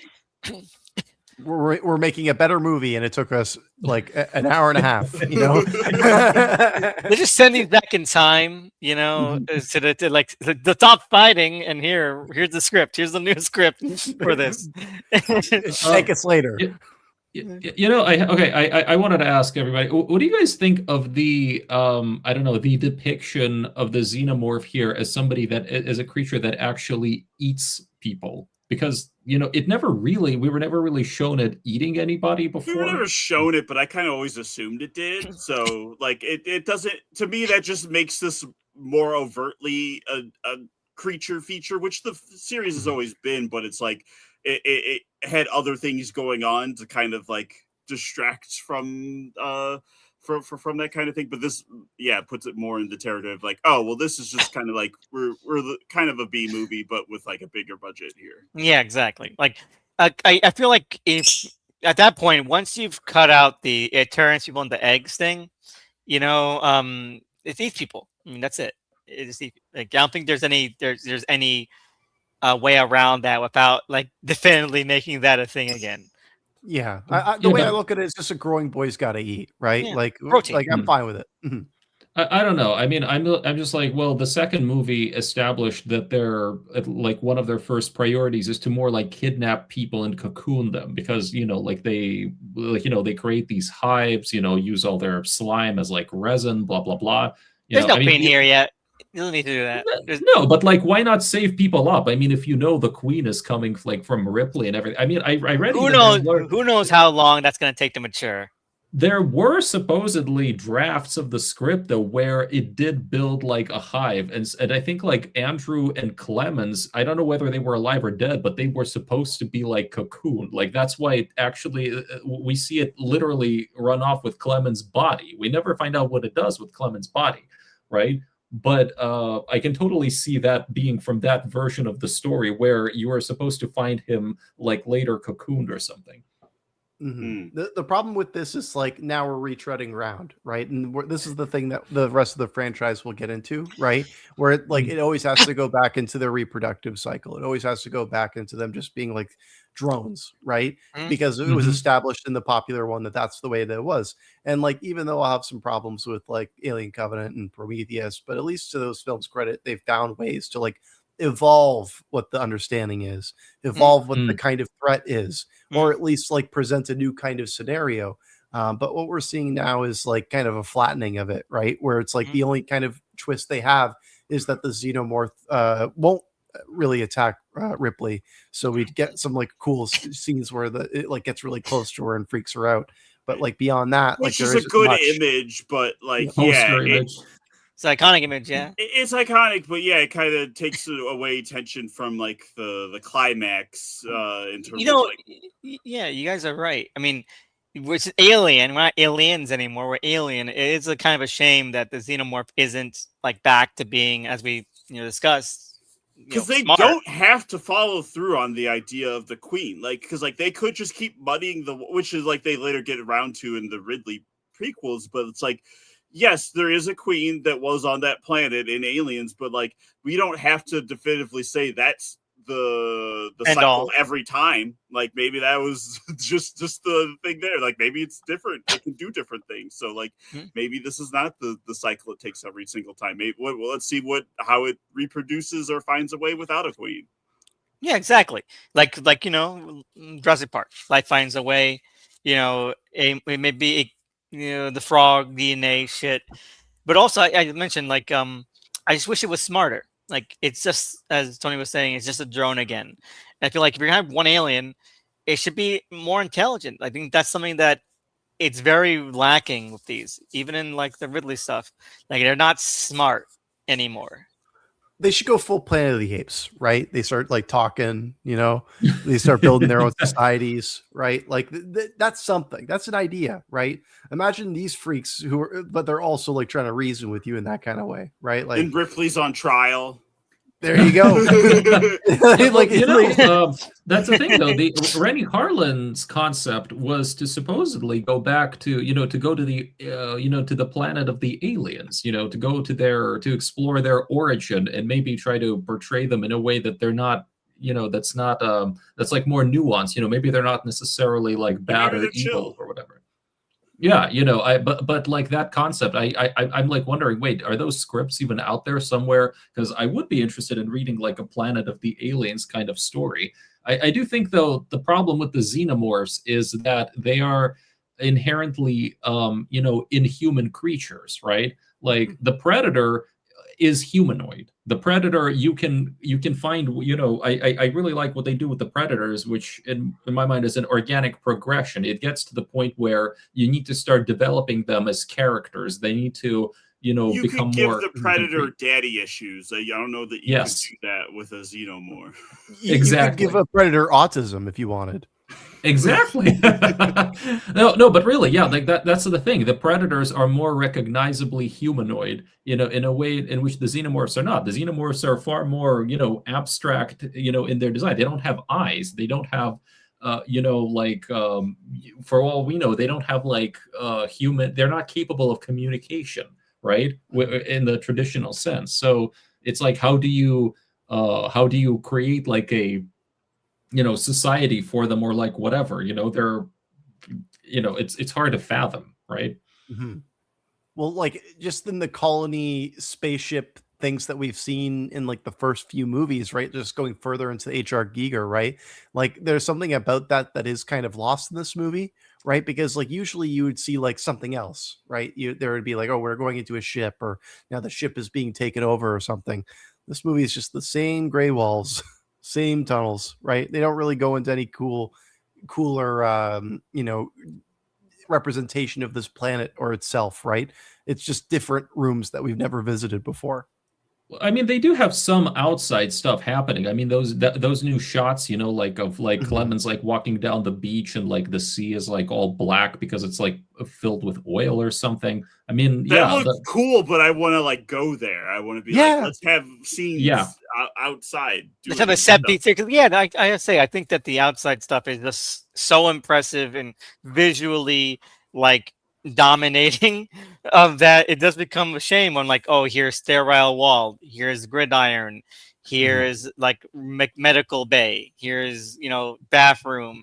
Like it's outside is like it gets you off to the start running, and like, okay, no, we're back to the industrial. Industrial is fine. Industrial is cool looking. It's just more the same though. Yeah. I don't want to jump around too much, but like this has already been an episode where we've been jumping around. I feel Yeah, like because that's what fine. we talked about though. Yeah, there's no plot. There's no plot in this movie. You're right. She dies. That's it. Well, yeah, actually, let's talk about it. She dies. So I actually really don't like the ending in the furnace room, regardless of which cut, right?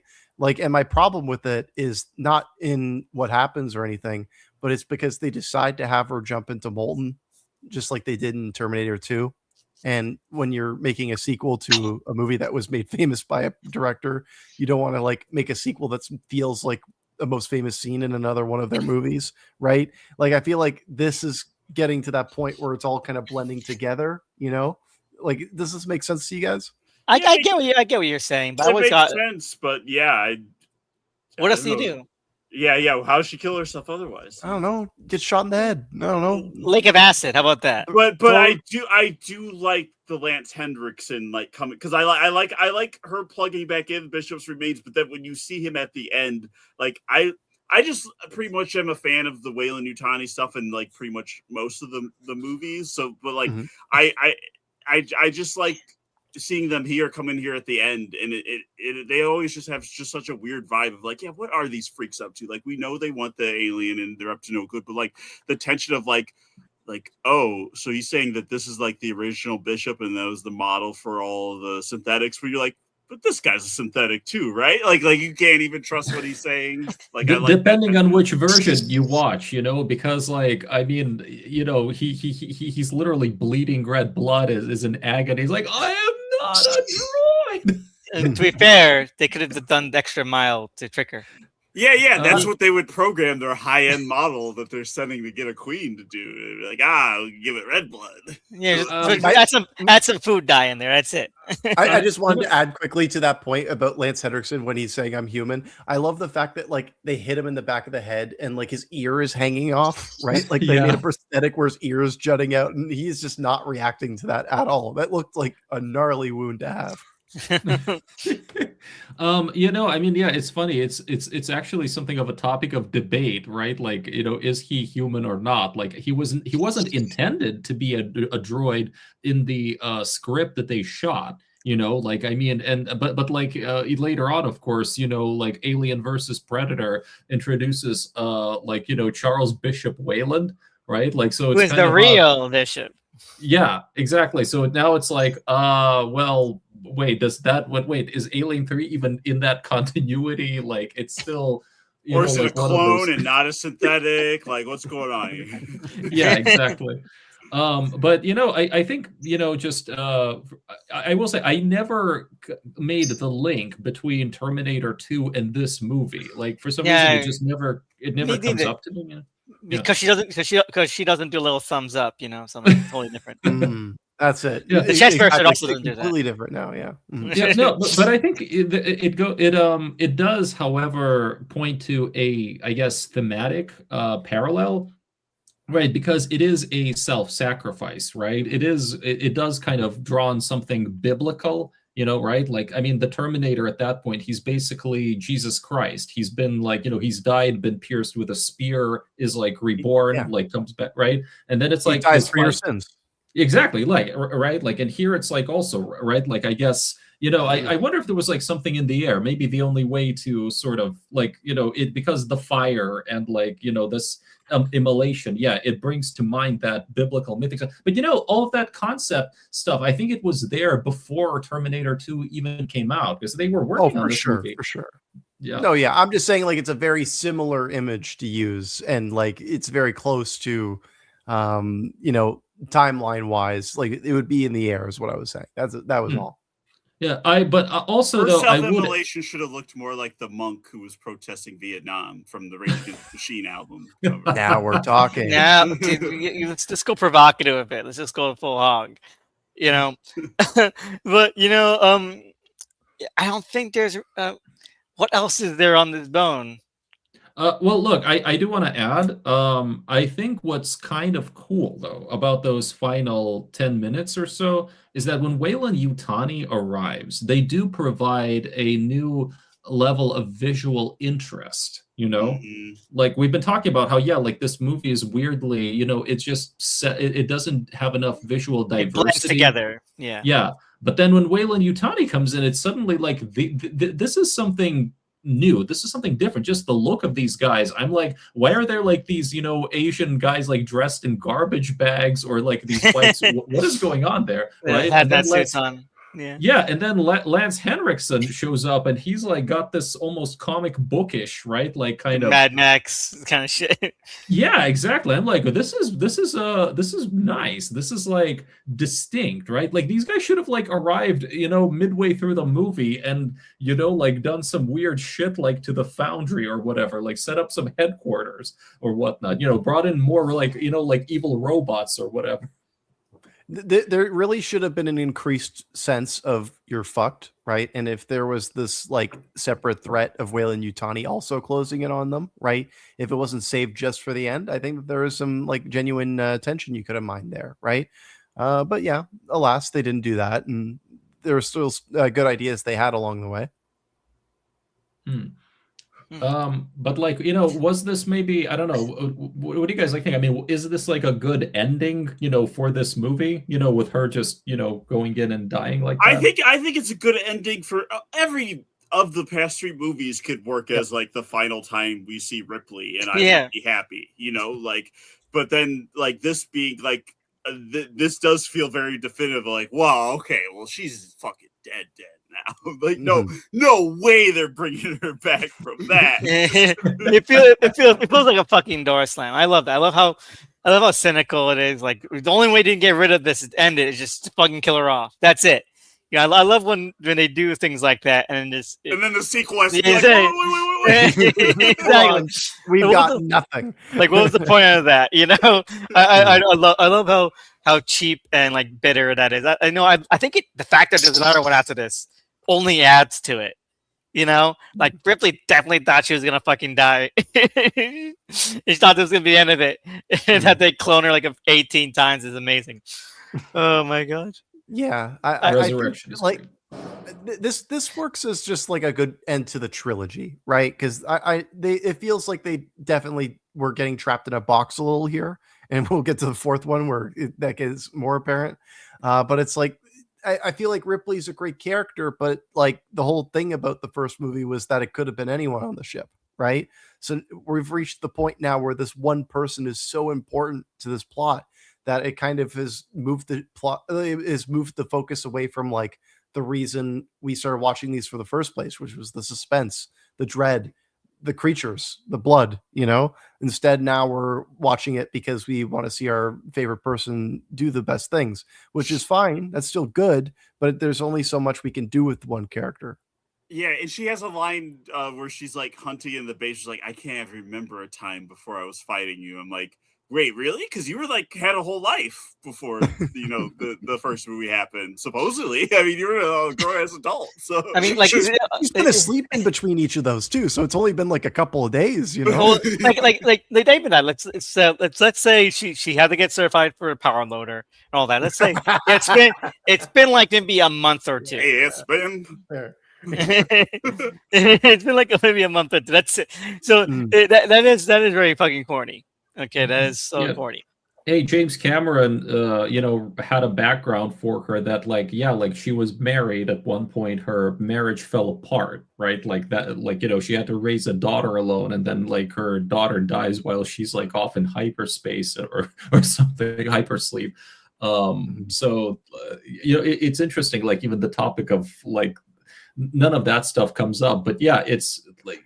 I mean, the amount of time she has spent with the xenomorphs really isn't that much, all things considered, right? We don't even know how much time passed between the second movie and this movie, right? They're deliberately ambiguous about that. Dance asked her, like, how do you know how long you were asleep? And then that's not answered.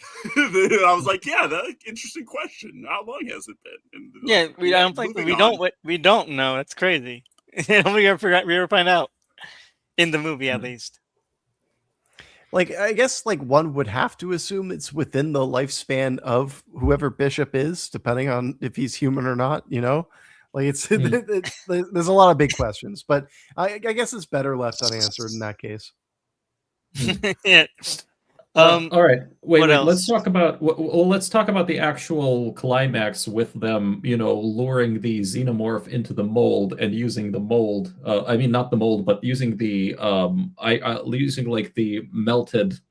I don't know what is it, melted iron or something to kill Let's it. call it the lava. Let's just call it lava. It's lava. Yeah, They have a Yeah. lava factory and they turn on the lava button and they Yes. pour it on the alien. wait, but actually, that goes back to something that I meant to ask, which is I still don't understand entirely the backstory with this prison foundry stuff and like how so all of the people here, they used to be prisoners, right? But then was the idea that the prison was supposed to be vacated and they chose to stay? Like, I mean, how exactly would they stay behind? They make reference to that a couple of times, but I'm like, well, there's still staff here too, though. So it's like, Yeah. was it a matter of like this place was being decommissioned or something, or like was being evacuated, but they decided to stay out of like some kind of religious penance, or is that the idea? Like, but then like some kind of like slave labor? Like, Is it- just, like, yeah, you don't have any money? I thought it was just like prison labor. But you're right, because they are like converting it in some vague distinction. I'm gonna search up the Xenopedia. Okay. Oh my god! Because they make reference to them deciding to stay, and I was like, so what does that mean? Were they just being transferred? Would they have normally just been transferred to another prison off world, or like what was going to happen? Yeah, were they going to be let go, but they decided to remain? They're going to let those rapists out into the world? No. Yeah, I'm just like, I mean, how long? Because Clemens apparently has been here for a really long time, but his sentence was only 7 years. I'm like, wait, I'm not getting like. Yeah, he already served the sentence for accidentally killing the patients or whatever. That was only like a few years or whatever. Yeah. So the Xenopedia has no fucking explanation for this at all. Not even the fucking fan wiki.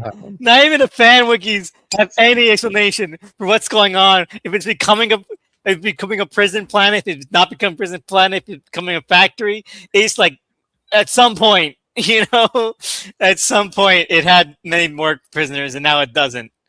I guess a lot of good behavior, a lot of reform. This is insane. Okay, the Fury 161 prequel. Let's figure out what happened here. One way out. It's a giant like prison revolt to get off world. Does this? Attica. No, but like, yeah, but even with all of that, I mean, I guess like, yeah, because I'm always like confused a little bit about the mechanics of what they're doing. I'm like, okay, so they activate this piston, which is going to move and cover up all of these exits. So they have to get it to this position where, somebody can operate the controls to drop like the lava, or to, to drop like the molten lead onto the alien, I guess, right? I mean, okay, the chase sequence is all very good, but I'm still like, wait, I'm not sure I understand the geography of this place. Like these tunnels are really confusing, or I don't understand the mechanics either. It just looks like a Doom game, like the endless corridors, and it's really easy to get lost in those games, at least when I'm playing them. I mean, this orientation adds to the effect, I think. But I agree with what you're saying, Nickel. Yeah, no, it is. Sorry, although I was also wondering if it's supposed to be kind of referencing the tunnel sequence, or the hatch crawling sequence from the first movie, right? Where like Dallas is trying to lure the alien into an airlock. I guess here, like, only here, like, we get a bunch of people like dying because the alien moves very quickly and they don't know where the hell they're running half the time. But I don't know. I always loved how they actually kill the alien here, because at a certain point it just, okay, so they cover it with the molten lead, right? But it's really the water that does the trick, right? I guess because of and I mean, I'm not sure why. The temperature change. Right. Like, I mean, it's like when you have like a glass full of water, ice water, and you put it like into an oven, or vice versa. The pressure. Right. So pressure, like thermal shock or whatever they call it, right? Like, but like, right, like, but they film it like really cool, right? I mean, when that water starts sprinkling, I think that's another slow-mo moment in there, Mhm. right? Right, like it starts. I mean, really, I love that just like the explosion of that. That was really well executed. But also, we're talking about climaxes like being similar, ripped off. I remember watching The Desolation of Smaug. You know, Yes, yes, it's 100%. Oh yeah.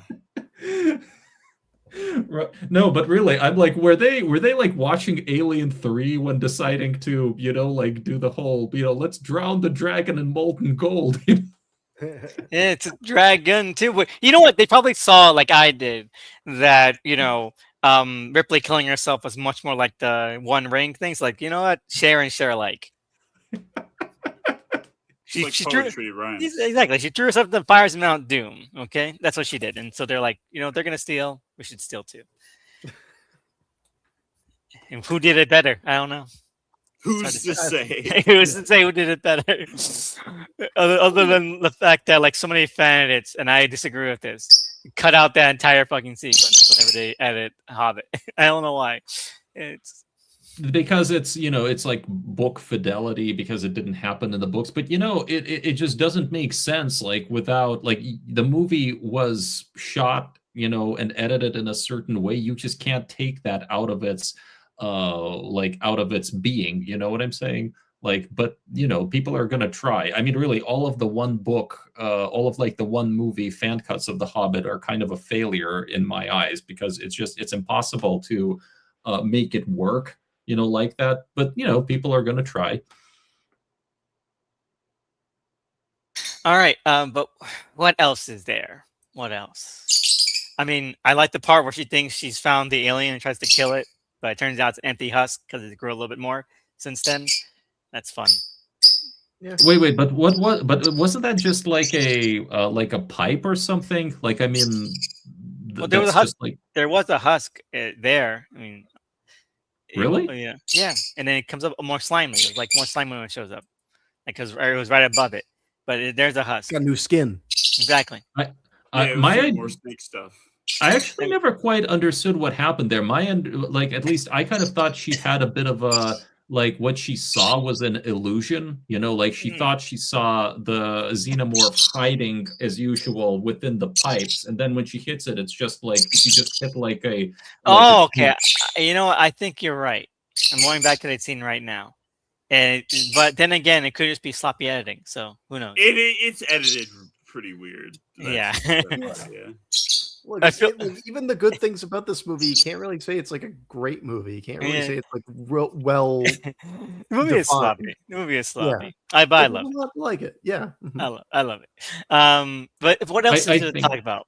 I think it should be. I think the only way to justify this movie's existence is to say that it was all a bad dream. Really, I'm just like I'm hoping one day, something like Neil Blomkamp's fan But fiction is you- actually made. No, and it's like, no, really, Ripley's like, oh man, I Jail have for this Neil nightmare. and Blomkamp.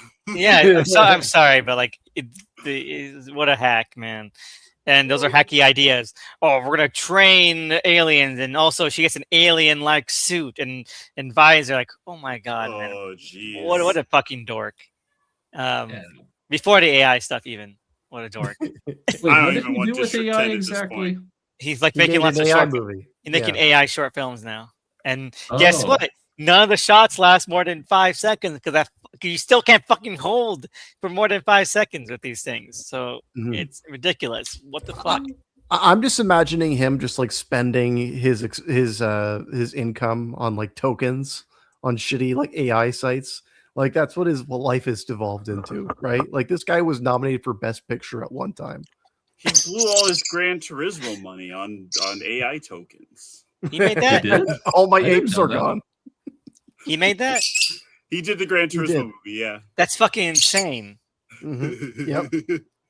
That's No, I mean, look, like the last movie he did. I'm sorry. I don't know. I mean, like, I think like his first 3 films were. I mean, I love like District. Like District. 9. Everyone loves District 9. Yeah. Everyone does. Have I you mean, guys ever seen I- Demonic?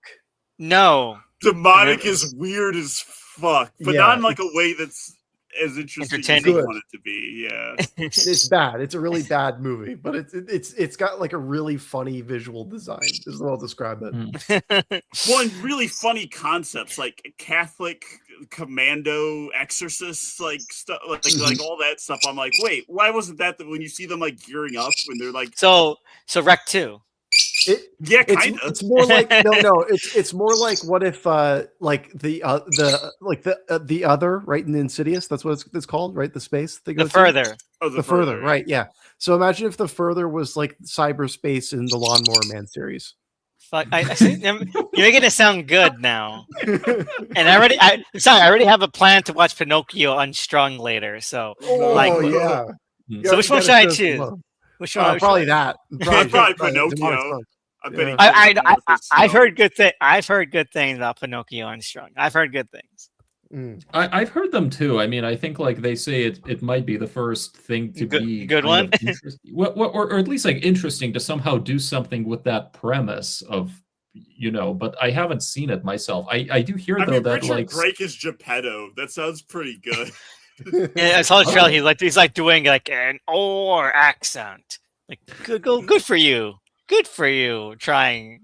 Okay, I want to amend my statement. I don't necessarily want to see like the Neil Blomkamp version of this, but I would like to see maybe some sort of future sequel that just pretends that this movie did not happen or was a bad dream. Because just do like a video game spinoff or something, where you play as adult nude, or I don't know. Yeah, adult nude. I mean, they did want to do adult nude at least on 2 separate occasions. Like there was not a movie. She's dead now, though. No. But I'm saying is like, yeah, like, but like there was at one point, she was going to be the one who was going to be cloned / resurrected in Alien Resurrection. That would have been better. That would have been better.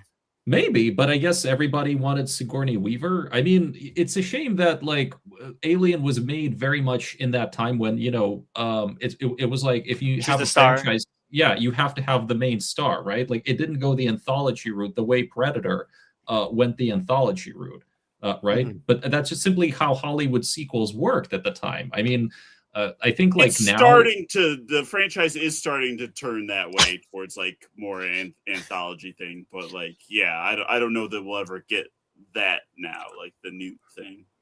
Yeah. No, one other time they tried to bring her back is actually I think in The Predator by yes. Yes. I'm like the fucking endings of The Predators, man. That could be its own episode, man. So many fucking episodes. I still haven't seen that. It's worse than you think. Only Predator movie I haven't. Only Shane Black movie I haven't seen. The only Predator movie I haven't seen. It is horrible. It's worse. It's worse than you think. Is the thing. Like, Doug, do you know the thing about like the not the twist, but like the big thing about the movie? I made a reference to it earlier this podcast. Yeah, exactly. The autism. Never mind. Sorry. Also the pedophilia. I didn't know that part. Okay, wait. Let me just say something. What I think is very interesting about The Predator. Number one, that movie was totally messed up, like butchered in post. So okay, but I've never heard one thing about its original state that sounded good either. Like sure. But it probably would have been a bit more comprehensible. Now, I don't think so. Now the second thing is Predator Marine Commandos doesn't sound comprehensible. Well, but the second thing is that it's interesting. Like a lot of franchises, you have concepts that are made for one sequel, then dropped, then reused in, like in the next movie, right? So the whole idea of predators augmenting themselves with human DNA, that was actually an idea for the Predators movie, from 2010. Like there was this notion that that's why they were bringing people to that planet in part because they wanted to enhance themselves as killers. So they would apparently harvest their DNA like for themselves. And they found out that autism DNA was the strongest. I mean, I guess. But keep me safe. I'm valuable. I'm valuable on the black market now. You may not like it, but damn it, they get results. Anyway, Alien 3. Is there anything else about this? No, I think I've said my piece. I love it. I love it. I'm not, but everything that all the critiques are right. But I know I love that it's more cynical. I love that it's more dour. I really appreciate the ideas it tries to have, and some of the character work really helps with that. And especially when you have like, I think like at the very least, everyone that's on screen that's memorable is like a fucking murderers or a character actor kind of thing going here. Like even some of the people who are in the background who say aren't really that distinct, like they're very well known character actors, so they're at least bringing some kind of presence to the scenes there. And Holt McClanahy, the warden, who I've seen in so many fucking things. Was he the guy that was in the Dark City? Brian No, Glover? David Morse. Morse was in Dark City. He was Mr. Hand, I think. I'm thinking of this guy was the bartender in Werewolf in London. That's where I recur. That's where I recur. Right. If I'm the guy who speaks like this. Yeah, it's my fucking British accent. So I love that guy too. So they're all very fun. And it's a fun film. Like people I saw a review earlier today. I'm looking this up. Like, oh, it's such a depressing movie. Like, it's only if you really give a shit, you know. It's only, Jettison's that dead weight, nude and Hicks. So, exactly. Like if you cared about Nude and Hicks, this movie is they depressing. deserved better, man. This is this is a pretty dignified death, in for her movie. I mean, Like, it's treated as tragedy. Exactly. It's not like the movie's like wham wham. Exactly. Like, shoot off streamers. Exactly. It's not like the plan. It's not like when they had you ever heard the plans for Godzilla '98 Part 2. Oh my god, they had plans for that? Yeah, and it would have been fucking great. She was gonna fight like a giant wasp creature. It's going to be great. They call it the treatment for the script called the Queen Bitch. Like, so yes. Anyway, but okay. So I'm going to say something really terrible, but we're going to skip past that. I saw myself like no. But no. So everyone hated Audrey, the love interest from the first film. So in the second film, they were going to be on their wedding day, and he would just break up, and they were going to have what's his face, Ferris Bueller, Matthew Broderick. Yeah, they're going to have his character dump her at the altar in the first scene, and so like that's undignified. Okay, so Newton Hicks, like, did they deserve better? Who knows? But I think that Doug is right. Like they're treated with a lot of weight, a lot of tragedy. You're meant to feel the brunt of it. And I think that the scenes like when we see Newt's death is Hicks is almost just like Also there was also Nick's this guy died. but are they? I mean, it's like after the cremation sequence, it's like they never. It's like there's no emotional. There's an alien on the loose. Okay. Well, actually, here's the bigger thing, right? It's not a matter of like how should this death been handled, right? The question should be like, what does the story gain by having them alive, right? Because then it becomes a scenario where you're trying to reverse engineer a plot that can work for those characters that you decide to keep around, right? So like at least by killing them off, it makes it cleaner. It makes it so it's like, okay, we can just do whatever we want now. There's no uncomfortable. Okay, yeah, but there's no uncomfortable Newt subtension. Well, yeah, but listen, I but that's do what I'm not saying want her about on the prison planet. Exactly. Okay, but that's the thing that I'm saying about how you see it is less challenging that way. The challenge would be what is like an organic story that builds on what happened before, like with these characters. Like, how do you what do you do with these people in like this content, but that's if you want to see more of these characters. And right. And I did. That's for all these movies. Like they have to kind of contrive a way to continue it every time after the first one. Sure. Yeah. Sure. But I mean, but again, right. If you have to contrive that, the challenge would be how do you continue like with all of the stuff that's there and build on that organically, right? To kill them off immediately, that's like a cheat. That's just like, That's okay, true. Well, I want to deal with that, like let's get rid of this person. It's a cheat, but I think it's handled in a really great way. Because again, the funeral scene and like the autopsy, really beautiful eulogy. Yeah, and the autopsy, like those are like those scenes wouldn't exist unless Newt was dead, and so I'm glad that she's dead. because we got these great scenes out of it. You know, Yeah. I kind of feel the same way about Dark Fate. It's like, that scene where the Terminator is like for John. I mean, that would not exist without John Connor dying like in the first 5 minutes. the only issue with Dark Fate is that Mackenzie Phillips should have lived because she was much better than the Hamilton. I kind of didn't need any legacy characters in Dark Fate after that opening. Like don't have Arnold or Linda Hamilton. Just have all new characters. Arnold is the best part of that movie. He should have. No, Mackenzie Phillips is. But is that her name? I think so. Yeah, but I think what Doug's saying, he should have then killed Sarah Connor, and then he should have exploded. In that flashback, it's completely clean. Sweep. I mean, I like the idea of Arnold's character in it. I just feel like it detracts from the newer stuff. I was like, just focus on the new. No, but here's the thing. He is the only person that they remotely do anything new with. I mean, part of the whole problem with that movie is that like it wants to turn Sarah Connor back like into old school Sarah Connor, right? So, and who is old school Sarah Connor? She's like the slightly insane, unhinged, like badass, gun-toting, like woman who has like, who basically has like little emotional like ties, like whatever. You know what I'm saying? So all of the progress that she's made psychologically with her son has to be unmade, right? Like, how do we get the old crazy Sarah back? Okay, let's kill off like her emotional tether. Let's kill off John Connor, right? So here you have a regression. With Arnold, you have a natural progression from the second movie onwards, because now you have a Terminator who's, for all intents and purposes, become completely human,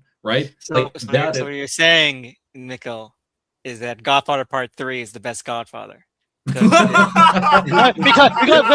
you're seeing a progression of Michael's character.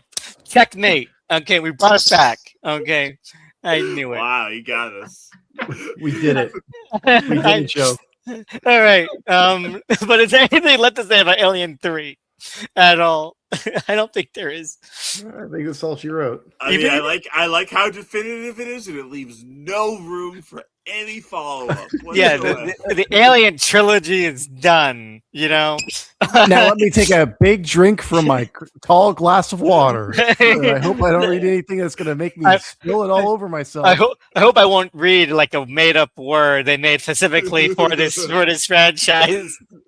I will say this. In hindsight, I actually kind of appreciate that this movie exists, because then we get Alien Resurrection, which in my mind is still the third best Alien movie. Interesting. I mean, you know what? I haven't seen it. I've only seen it twice, so you might be right. I'm willing to call it the third best one. If the stars are right, So we'll see. We'll see next week. All right. I mean, it's got Dan Hedaya, and Brad Dourif, so like that's got to count for something. What could possibly go wrong? It's got Sigourney Weaver doing like a backhand basketball hoop. Exactly. That's the part I'm most excited for. Yeah, she did it in one take. Oh. All right, let me just pull some stuff up. Is there anything else you guys want to talk about at all? All right. I mean, I guess one last thing I'll say is that I really think there should be more documentaries about Alien 3. Just because its behind the scenes history is arguably more fascinating than the film itself, right? Like there are so many things that they were trying, so many concepts that were never that were created and then abolished and then kind of forgotten and then maybe reused in some other medium. I mean, you could probably make entire documentaries about the versions of this movie that never that never made it to the concept stage, but still existed in development. I mean, I want to know more about that, about that early, William Gibson draft, about what David Toohey was doing, because it's often just like kind of skimmed over, I agree. All right, so Doug, where can we find you? Yeah, you can find me at the Doug Files on Twitter. Me and Tony co-host a movie podcast. These guys got juice. Catching up on all the summer releases. We did Odyssey. We did The Invite. We just recorded an episode on Oak Street. We're going to be doing Camp Miasma, Tony. So yeah, keep tuned to there. There's a whole bunch of good stuff. We got Lanterns coverage coming up. Oh yeah. We're watching it. Oh my God, you're watching that? Like I was gonna make a tweet saying, like I felt too mean spirited. I might do it because you're watching it now. Like I can't think of a single thing in my life where I'd be so depressed as to watch a Green Lantern TV show. I'm watching a Damon Lindelof show. I don't know who this Green Lantern guy is. I'm watching for my good buddies Aaron Pierre, Kyle Chandler, and there's something about a ring and some aliens. I don't know. I had my early edition box set, so that's all I care about. There is actually a great animated Green Lantern series. I mean, in my mind, it is great. Yes, yeah, it's great. We all know it. I heard that one's good. Yeah, I never watched it. It's really good. It's really great. All right. Yeah, that's me. Where can we find you, Tony? You can find me at poor old Rolo Tony right there. And as well as Doug just said, we co-host the podcast These Guys Got Juice. He just gave the whole rundown. And I'm also going to be on 2 Cent Film Critic. So I'm always on there. You can find me on there as well. And that's about it for me. And Mikhail, where can we find you? You can find me at MLS532 on Twitter. I also have a newsletter, textualvariations.substack.com. You can find a really cool side-by-side that my mutual Pinland Empire made a few years back on my Twitter page. I think it's a really funny, but very illustrative comparison between Alien 3 and Desolation of Smaug. I'm writing about I'm writing about the Sonyverse and hope to have a really big article done before October. So be on the lookout for that.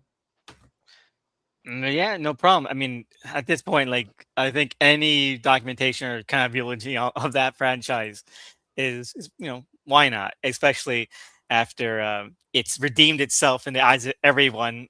Now that the fucking MCU has space planted like a 5th time in a row. Seriously, my God. No AI ever used in the Sonyverse, to my knowledge, at least. It's pure.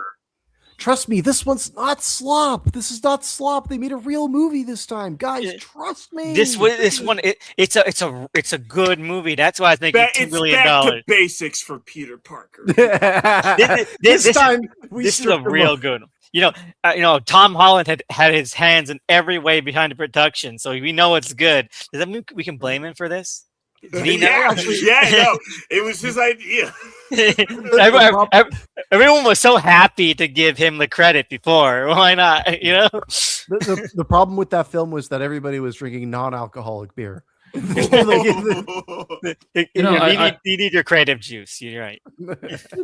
Well, I mean, I will say though, I think it's inevitable though that AI is going to be. I mean, they already isn't artificial intelligence or what they call AI. Don't they have a lot of automated processes? Especially in post-production these days. Different thing. It's we're talking what we're talking about here is an industry that has no regulation, right? They're allowing the barn gates to just be left open, right? And they're leaving it on the people to just kind of freak out and say what they don't do and don't like. And even then they don't listen, right? So the reality is they need to be forced into regulation. They need to be forced into a position where not out of public opinion or something, but literally government reform needs to change this situation. But I just don't see that happening in the immediate future. So when it comes to AI and stuff, frankly, it's getting to the point where it's it's going to come down to abandoning entire swaths of the film industry. There's going to be entire parts of the film space that are going to just be terrible. It's going to happen. The wealth extraction is going to get much worse. I mean, I yeah. think like I think a lot of I just from what I know, because like the AI bubble is like a real thing, Yep. right? Like so if it collapses, right? Like I'm pretty sure like that will, greatly diminish its popularity and influence, right? Yes, but that's also a double-edged sword too, where so much of the American economy is so much propped up by AI at this point, right? And if it were Hmm. when that bursts, right, it's not just that; it's the whole American economy. And what's going to happen there Oh yeah. too is that the American film industry, specifically Hollywood, is so entrenched with tech money right now, right? They're Right. invested in the AI bubble. So if that AI bubble bursts, the film industry also takes a big hit because of all of those studios that decided to like hitch their wagons to that, right? So Whoa, like, Yeah. whoa! Something just happened on my Twitter. I oh, what got a happened? big pop up saying your account has been locked. Press on this to unlock. So I pressed it, Whoa! and then it said you've been unlocked. So does that mean I can fucking like and retweet shit again? Well, Maybe. That let's sounds see like it. who's on their Twitter right now. I think I am. Hold I'm on. I can pull online. it up. So I'm gonna like one of your shits right now and see if Let's you do get a Okay. that. notification. Okay. I, We'll I see. just did I just did it to Mikkel. Did you get something? No, not yet. Sorry. Okay, well, fuck it. I'm probably still. Oh, wait, here we go. We added a temporary label to your account, which may impact its reach. Learn more here. There it Transparency on is. X is important. This is why we're letting you know. It's happening fucking yesterday. Okay. So, not this happened. This happened on fucking Friday. This started on Friday. This is why we're letting you know that you find your may be contain spam or be engaging in other types of inauthentic behavior. Huh. That's You- such bullshit. like That I'm it's Yeah. I you know what, I'm going to fucking screenshot this. And You I'm don't going- you don't even like tweet to the X like when I get those notifications of like, oh, we marked you as spam. I'm like, well, I guess I was firing off a lot that day where I like kind of justify it in my mind. Like, you don't even like overtweet that much. yeah, exactly. Like you may not engage in behaviors and the reach of your account may be limited and its content may So what happened? Did like Spider-Man fans just get pissed off and just like mass like reported your profile? Is that what happened here? I think so.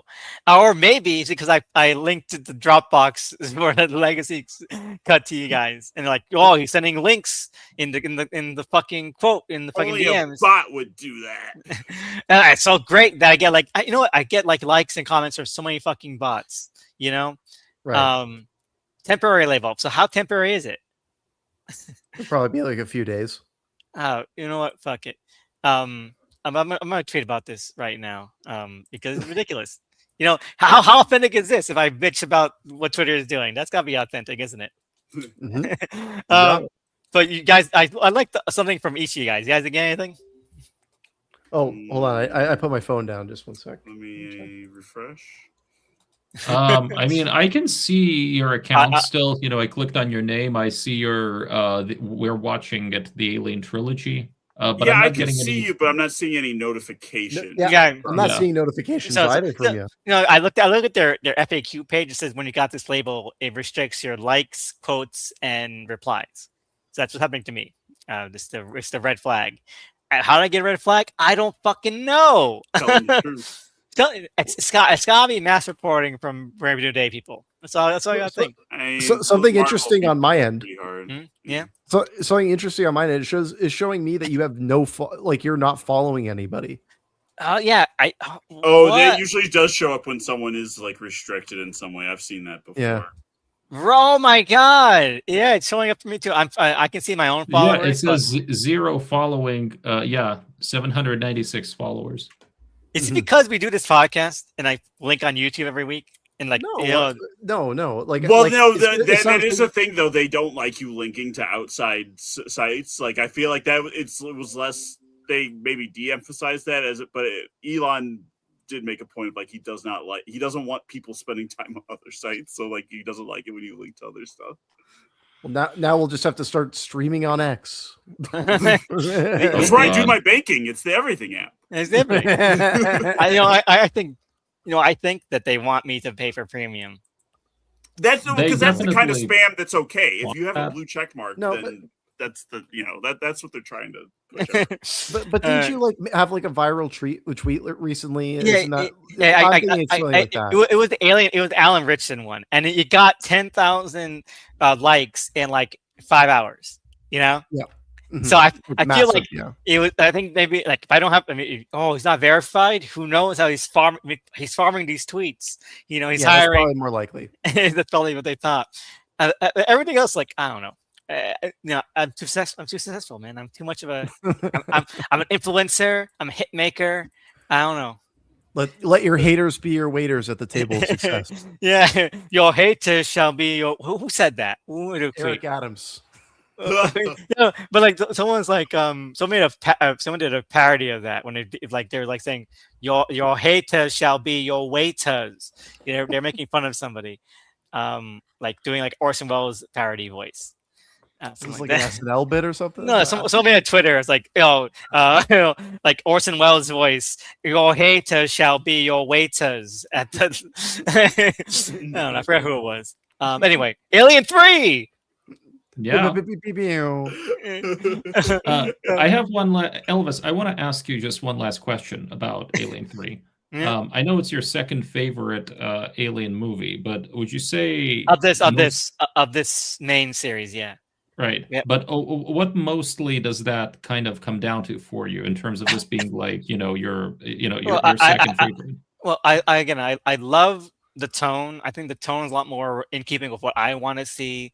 I love I love Charles Dance. I love Charles Dutton. I think Sigourney Weaver is really great. I think I even like Morse. I like Morse. I think if he was like played by someone like Charlie Day, even how thin he is would work a lot better. Cause I like the fidgetiness of it. I love the set pieces. I think all of them are really thrilling. But it's just good. It's just good. Am I gonna say it's a masterpiece? No, but it's good. It's way better than its representation. I think a lot's for even now. And I think the other ones are not as good or have less what I like. But who knows? I've only seen Resurrection twice. Yeah, I can flip. Who knows? It's possible.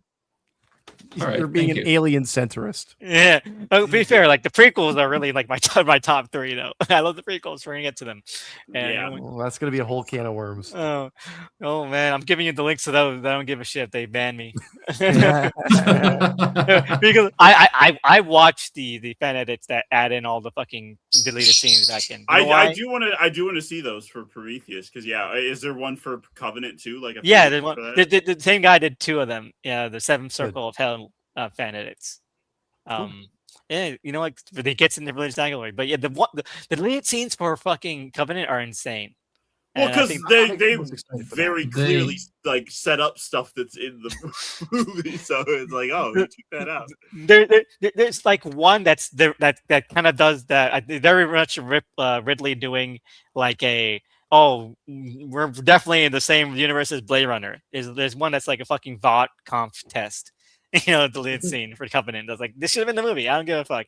It's so good. It's cells, interlinking cells, all that. Interlink. Yeah. Oh, who's excited for that TV show? I'm excited for the business opportunities of one Hunter Schafer. Wait! Blade Runner, the Blade Runner TV show? Yeah, for Amazon. Hey, listen, I'm excited, but I'm probably in the minority, right? Like, I actually think the Blade Runner 2049 is better than the original movie. What? I would agree with that. It's for me, it's theatrical Blade Runner 2049 than all the other cuts of the original. I just don't think what they're doing. Well, I'd rather Blade Runner be movies, but then also like their idea of like what the fall, like post this android uprising that's you're teasing at the end of 2049. They're like, okay, they're the ones in charge, and that was always the weakest part. The humans are the oppressed underclass now, and I'm like, well, that's just most robot shows, like that's just most robot plots where the machines are in charge of oppressing humans. Yeah, but it's the execution that counts. I mean, I think that one thing I always appreciate about 2049 is I'm willing to give the benefit of the doubt because Hunter Schafer really pretty. So I would like to see her be in good things. So Cuckoo, very fun. She was really pretty. I would like to see her. Yeah, me too. She's very pretty. Yeah. Are we being sexist? I like we all just turned into We're Hideo joking. Kojima for a second. We're just Yeah, like, exactly. Yeah, Hunter Schafer. Get into my scanner now. See, that's a movie in itself, you know, like the scanner that like kills people or something. Isn't Could that, be, like, just mangled. isn't that like the Fall Guy though? Oh God. That was such a great movie, except for the ending, which sucked. I don't know anything about any scanners. I do know Kojima. I love Kojima's cameo appearance in the Refn television series. So Too Old to Die Young, great show. No. He actually shows up in person in the final scene of Copenhagen Cowboy and previews a potential like second season filled with like Norse giants or something like that. It's insane. Oh, that's cool. But he is in the Amazon one too, where he cuts off someone's hand with the katana. He's right. He has a cameo there as well. I forgot about that one. Yeah. Yep. It's cool. Shout out Hideo Kojima, Death Stranding 2. All right, so we are out. We're on fumes here. We haven't. I think we started talking about Alien 3 20 minutes ago. Yeah, no, we talked about Alien 3 for 40% of this podcast. To be fair, it's 40% of a great movie. Not that much to say, honestly, at the end of the day. Yeah. All right, watch it. Watch the Legacy cut. Watch any of the cuts. Yeah. They're all fine. Yeah, it's worth it. Do it. All right, we're out. 3, 2,